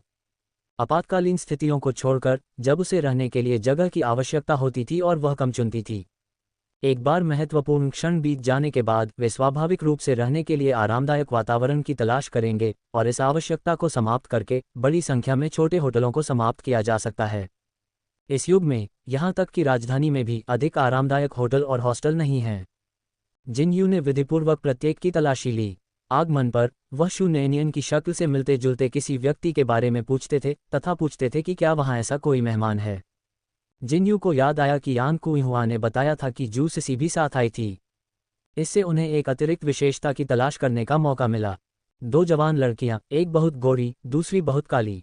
सौभाग्यवश उसकी पत्नी इतनी सुंदर थी कि जैसे ही वह उसका वर्णन करता, उसे देखने वाला कोई भी व्यक्ति अवश्य याद कर लेता। 3-4 स्थानों पर खोज करने के बाद अंततः उन्हें 5वीं जगह पर निश्चित उत्तर मिल गया। रिसेप्शन पर बैठे युवक ने मुस्कुराते हुए कहा, क्या आप उस महिला की बात कर रहे हैं जिसके बाल बहुत लंबे हैं, कमर तक, और जो बहुत खूबसूरत है? वह काफी गोरी और सुंदर है। जब फ्रंट डेस्क अटेंडेंट ने उस अद्भुत सौंदर्य के बारे में बताया जो वह हर दिन देखता था, तो उसकी आंखें चमक उठीं। जिनयू ने भौहें चढ़ाईं। हाँ, क्या आप मुझे बता सकते हैं कि वह कहाँ रह रही है? परिचारक का चेहरा बदल गया। मैं आपको यह नहीं बता सकता, यह अतिथि की गोपनीयता का मामला है। जिनयू ने बस अपना आईडी कार्ड निकाला और काउंटर पर रख दिया। यह मेरी पत्नी है, उसका नाम जू नैनियन है। जिनयू की आईडी देखकर परिचारक की अभिव्यक्ति तुरंत बदल गई। जिनयू की स्थिति को समझते हुए परिचारक ने जल्दी से उसे बताया कि जू नैनियन किस कमरे में है। जू नैनियन का सटीक स्थान जानने के बाद जिनयू ने राहत की सांस ली। उसे अपनी पत्नी मिल गई थी। बिना एक और शब्द कहे जिनयू सीधे उस कमरे के नंबर पर गया जिसका उल्लेख परिचारक ने किया था और दरवाजा खटखटाया। उस समय जू नैनियन जू सिसी पर अपना घर का बना दूध और मोती पाउडर मास्क लगा रही थी। मोती पाउडर एक फार्मेसी से खरीदा गया था, उसने वास्तव में इसे बिक्री पर मिलने की उम्मीद नहीं की थी। हुयुए जू नैनियन को देखकर काफी हैरान थी। उसका संरक्षक बहुत अजीब था, हर दिन तरह तरह की अजीब चीजों के साथ छेड़छाड़ करता रहता था। क्या वह चिपचिपा पदार्थ लगाने पर सचमुच चेहरा गोरा हो सकता है? वास्तव में धनवानों की दुनिया उसकी कल्पना से परे थी। दस्तक सुनकर जू नैनियन चौंक गया। जैसे ही हुयू दरवाजा खोलने वाली थी, बाहर से जिनयू की आवाज आई, पत्नी, यह मैं हूं। जिनयू की आवाज सुनकर जू नैनियन चौंक गया और आश्चर्य से अभिभूत हो गया। बिना ज्यादा सोचे समझे उसने फेस मास्क का कटोरा गिरा दिया और हवा की तरह दरवाजा खोलने के लिए दौड़ पड़ी। उसने खुशी से जिनयू का नाम भी पुकारा, जिनयू। उसकी आवाज शर्मीली और कोमल थी, जिसमें एक युवा महिला का विलापपूर्ण स्वर था। बेचारी जू सिसी, जिसने अचानक खुद को चेहरे पर मास्क से ढका हुआ पाया। वह बर्बाद हो चुकी थी। उसकी बड़ी बहन ने जब अपने जीजा को देखा तो वह भूल गई कि बिस्तर पर कोई व्यक्ति लेटा हुआ है। जू नैनियन को जिनयू को देखे हुए काफी समय हो गया था, और यह जानते हुए कि वह बाहर है, उसने उत्साह से दरवाजा खोला और उसके आलिंगन में आ गई। अपनी बाहों में सुंदरता के साथ जिनयू का अशांत दिल धीरे धीरे शांत हो गया। वह सचमुच चिंतित था कि कहीं उसके साथ कुछ अनहोनी न हो गई हो। अभी जिनयू की नज़रें केवल जू नैनियन पर ही थीं और उसने ये भी नहीं देखा कि कमरे में अन्य लोग भी हैं। जब उसने उसे गले लगाया और अंदर प्रवेश किया, उसने उसे चूमने के लिए अपना सिर नीचे किया, तभी पीछे से एक भयानक चीख आई, आह, मुझे स्टाई हो जाएगी। जू सिसी ने जल्दी से अपनी आंखें ढक लीं, क्योंकि उसे एहसास हुआ कि उसकी पलकों पर मोती का पाउडर लगा हुआ था, जो अब उसके हाथ पर भी लग गया था। हुयू अपनी आंखें बंद करके शांति से दीवार के सहारे झुक गई। तभी जू नैनियन को याद आया कि जू सिसी और हुयू अभी भी कमरे में थे, और उसका चेहरा शर्मिंदगी से लाल हो गया क्योंकि उसने जल्दी से जिनयू को धक्का दे दिया। खांसी खांसी की उसने अजीब तरीके से समझाने की कोशिश की, लेकिन उसे एहसास हुआ कि ऐसा न करना ही बेहतर है, और वह केवल शर्मिंदगी से हंस सकी। जिन यू अपनी मोटी चमड़ी के कारण इसे कोई बड़ी बात नहीं समझता था, लेकिन वह जू नैनियन के साथ कुछ भी करने से बचता था। इस मामले में जू नैनियन बिल्कुल भी शर्मिंदा नहीं थी। आखिरकार वह और जिन यू पहले से ही पति पत्नी थे। उन्होंने व्यक्तिगत रूप से जू सिसी और हु यू को बाहर देखा और यहाँ तक कि उनके कमरे को तैयार करने में भी मदद की। हाल ही में जू नैनियन हर दिन जू सिसी को पतला किया हुआ झरने का पानी पिला रहे थे।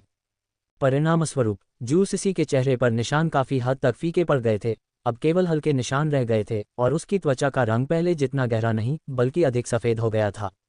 मूर्ख लड़की जू सिसी ने सोचा कि यह सब दैनिक फेशियल मास्क के कारण है कि उसे ये परिणाम मिल रहे हैं। वह बहुत खुश थी, पूरा दिन अपना चेहरा पकड़े हुए और आईने में देखती रही। जू नैनियन ने यह सुनिश्चित किया कि जू सिसी हर दिन मास्क पहने, इसलिए हु यू को जू सिसी के गंभीर निशान ठीक होने से पहले दिखाई नहीं दिए। अब जब निशान काफ़ी हल्के हो गए थे तो जू नैनियन ने हिम्मत करके जू सिसी को हु यू के सामने अपना चेहरा दिखाने दिया। उन्हें अपने कमरे में ले जाने के बाद जू नैनियन अपने कमरे में वापस जाने के लिए मुड़ी। उसे जिन यू की याद आ रही थी क्योंकि उसने उसे आधे महीने तक नहीं देखा था। जब जू नैनियन कमरे में वापस आई तो उसने और जिन यू ने गले मिल लिया। जिन यू पूरी तरह से थका हुआ था। नानचेंग लौटने से पहले भी उसने एक सप्ताह तक ठीक से आराम नहीं किया था। ये जियांगटियन के गढ़ों को ध्वस्त करने के लिए वह और जिन रुयांग लगभग हर दिन घात लगाए बैठे रहते थे। विभिन्न स्थानों के बीच आवागमन। नानचेंग वापस आकर उसने सोचा था कि अब वह ठीक से आराम कर सकेगा, लेकिन तभी उसकी पत्नी गायब हो गई।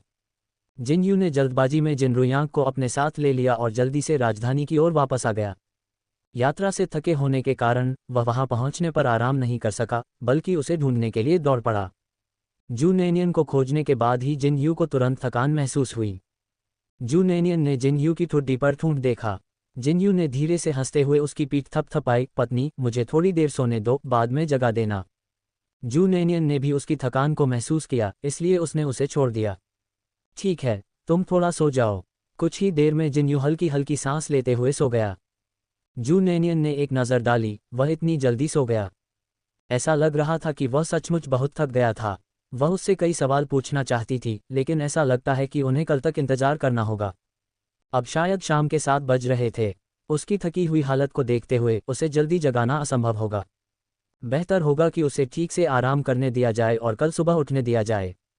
दूसरी ओर लियुएसू को खरीदने के बाद डू रुओ ने जानबूझकर वुलैन को उसी शाम महाजोंग खेलने के लिए आमंत्रित किया।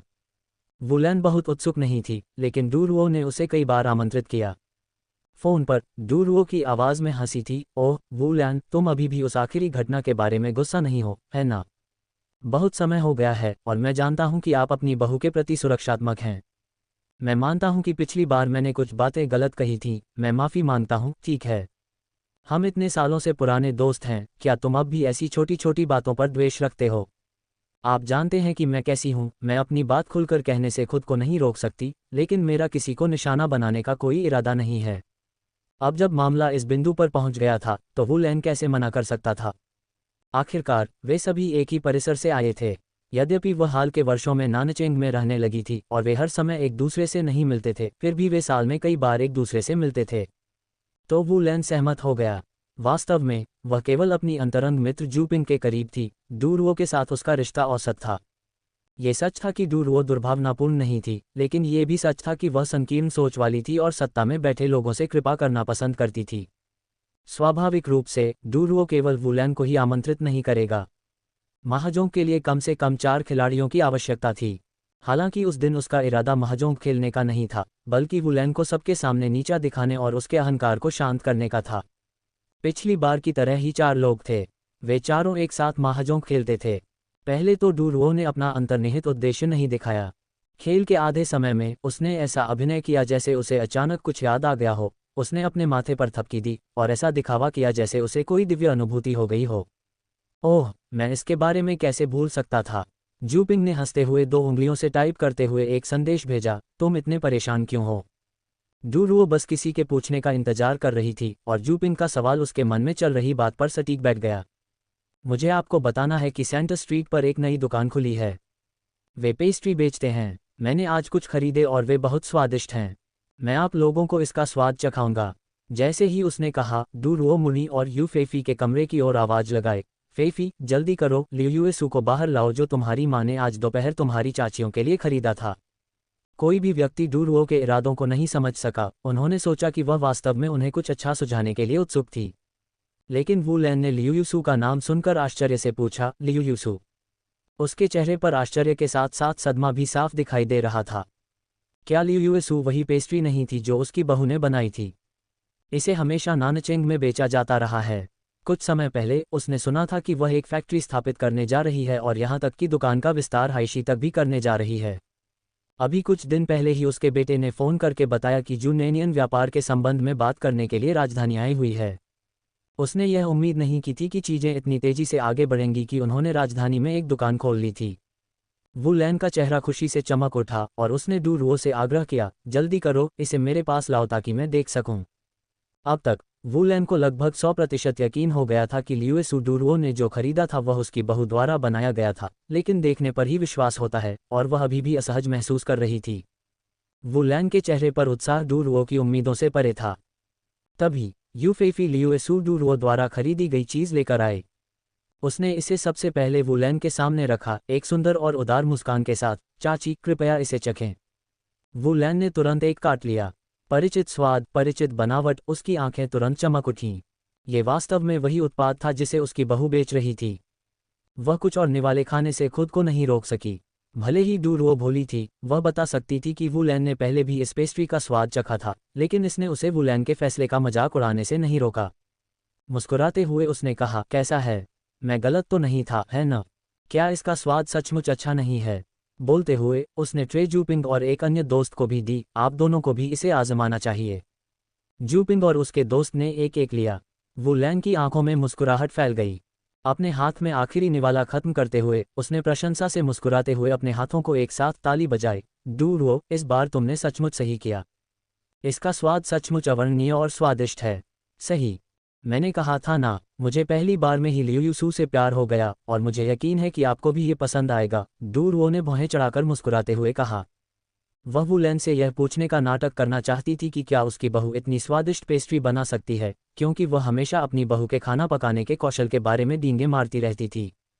इससे पहले कि वह कुछ कह पाती, उसने वू लैन को गर्व से कहते सुना, बेशक, क्या मेरी बहू जो चीज़ें बनाती है वह स्वादिष्ट नहीं हो सकती? डूरुओ आश्चर्यचकित हो गई। उसने सोचा कि उसने गलत सुना है, जबकि यू फेफी, जूपिंग और अन्य लोग आश्चर्य से वू लैन को देख रहे थे। जूपिंग और अन्य महाजोंग साथी ने अभी अभी लियूएसू को अपने हाथों से खत्म किया था और पेस्ट्री के स्वादिष्ट स्वाद से अभी उबरे भी नहीं थे कि वू लैन के शब्दों ने उन्हें आश्चर्यचकित कर दिया। ये डूरुओ ही थी जो सबसे पहले वास्तविकता में वापस आए। उसे यकीन था कि वू लैन धोखा दे रही थी। वह हंसी, वू लैन, तुम जरूर गलतफहमी में हो। मैंने इसे हमारे शहर के केंद्र में एक नई दुकान से खरीदा। यह आपकी बहू द्वारा कैसे बनाया जा सकता है? आपकी बहू अभी भी नानचेंग में है, क्या आप भ्रमित नहीं हैं? यद्यपि उसने ये कहा, लेकिन डूरुओ की आंखों में जो दुख था उसे छिपाना लगभग असंभव था। उसे ऐसा महसूस हुआ जैसे उसने वू लैन को झूठ बोलते हुए पकड़ लिया हो। झूठ और अतिशयोक्ति की छोटी सी पूंछ। वू लैन ने एक क्षण के लिए सोचा, ठीक है, आपने इसका आधा हिस्सा सही समझा। उन शब्दों पर डूरुओ की आंखों में उपहासपूर्ण भाव और भी मजबूत हो गया, ये सोचकर कि वू लैन उजागर होने के बाद अपना चेहरा बचाने की कोशिश कर रही थी और बाहर निकलने का रास्ता ढूंढ रही थी। अगले ही पल वू लैन ने कहा, इसका उत्पादन मेरी बहू के कारखाने में होना चाहिए। वही है जो रेसिपी उपलब्ध कराती है। उनका व्यवसाय इतना बढ़ गया है कि मैंने अपने बेटे से सुना है कि उन्होंने एक बॉस की तरह काम करना शुरू कर दिया है। वू लैन डूरुओ के मन की बात को पूरी तरह से समझने में असमर्थ रही। ये देखकर कि वू लैन झूठ नहीं बोल रही है, डूरुओ का चेहरा कठोर हो गया और वह अपना धैर्य खोने लगी। ये तो बहुत ही असंभव है न? मैंने जुओ किंग से सुना कि यह उत्पाद हैशी से आता है। आपकी बहू हैशी से नहीं है ना? ये कहने के बाद डूरुओ को कुछ आत्मविश्वास मिला। उसे यकीन हो गया कि वू लैन केवल अपनी इज्जत बचाने की कोशिश कर रही थी। वू लैन ने शू नैनियन से फ़ोन पर कई बार बात की थी और वह स्थिति से अवगत थी। जू नैनियन ने कई अवसरों पर इसका उल्लेख किया था, मुख्यतः इसलिए क्योंकि वू लैन पूछ रहा था, जिसके कारण जू नैनियन को विस्तृत स्पष्टीकरण देना पड़ा।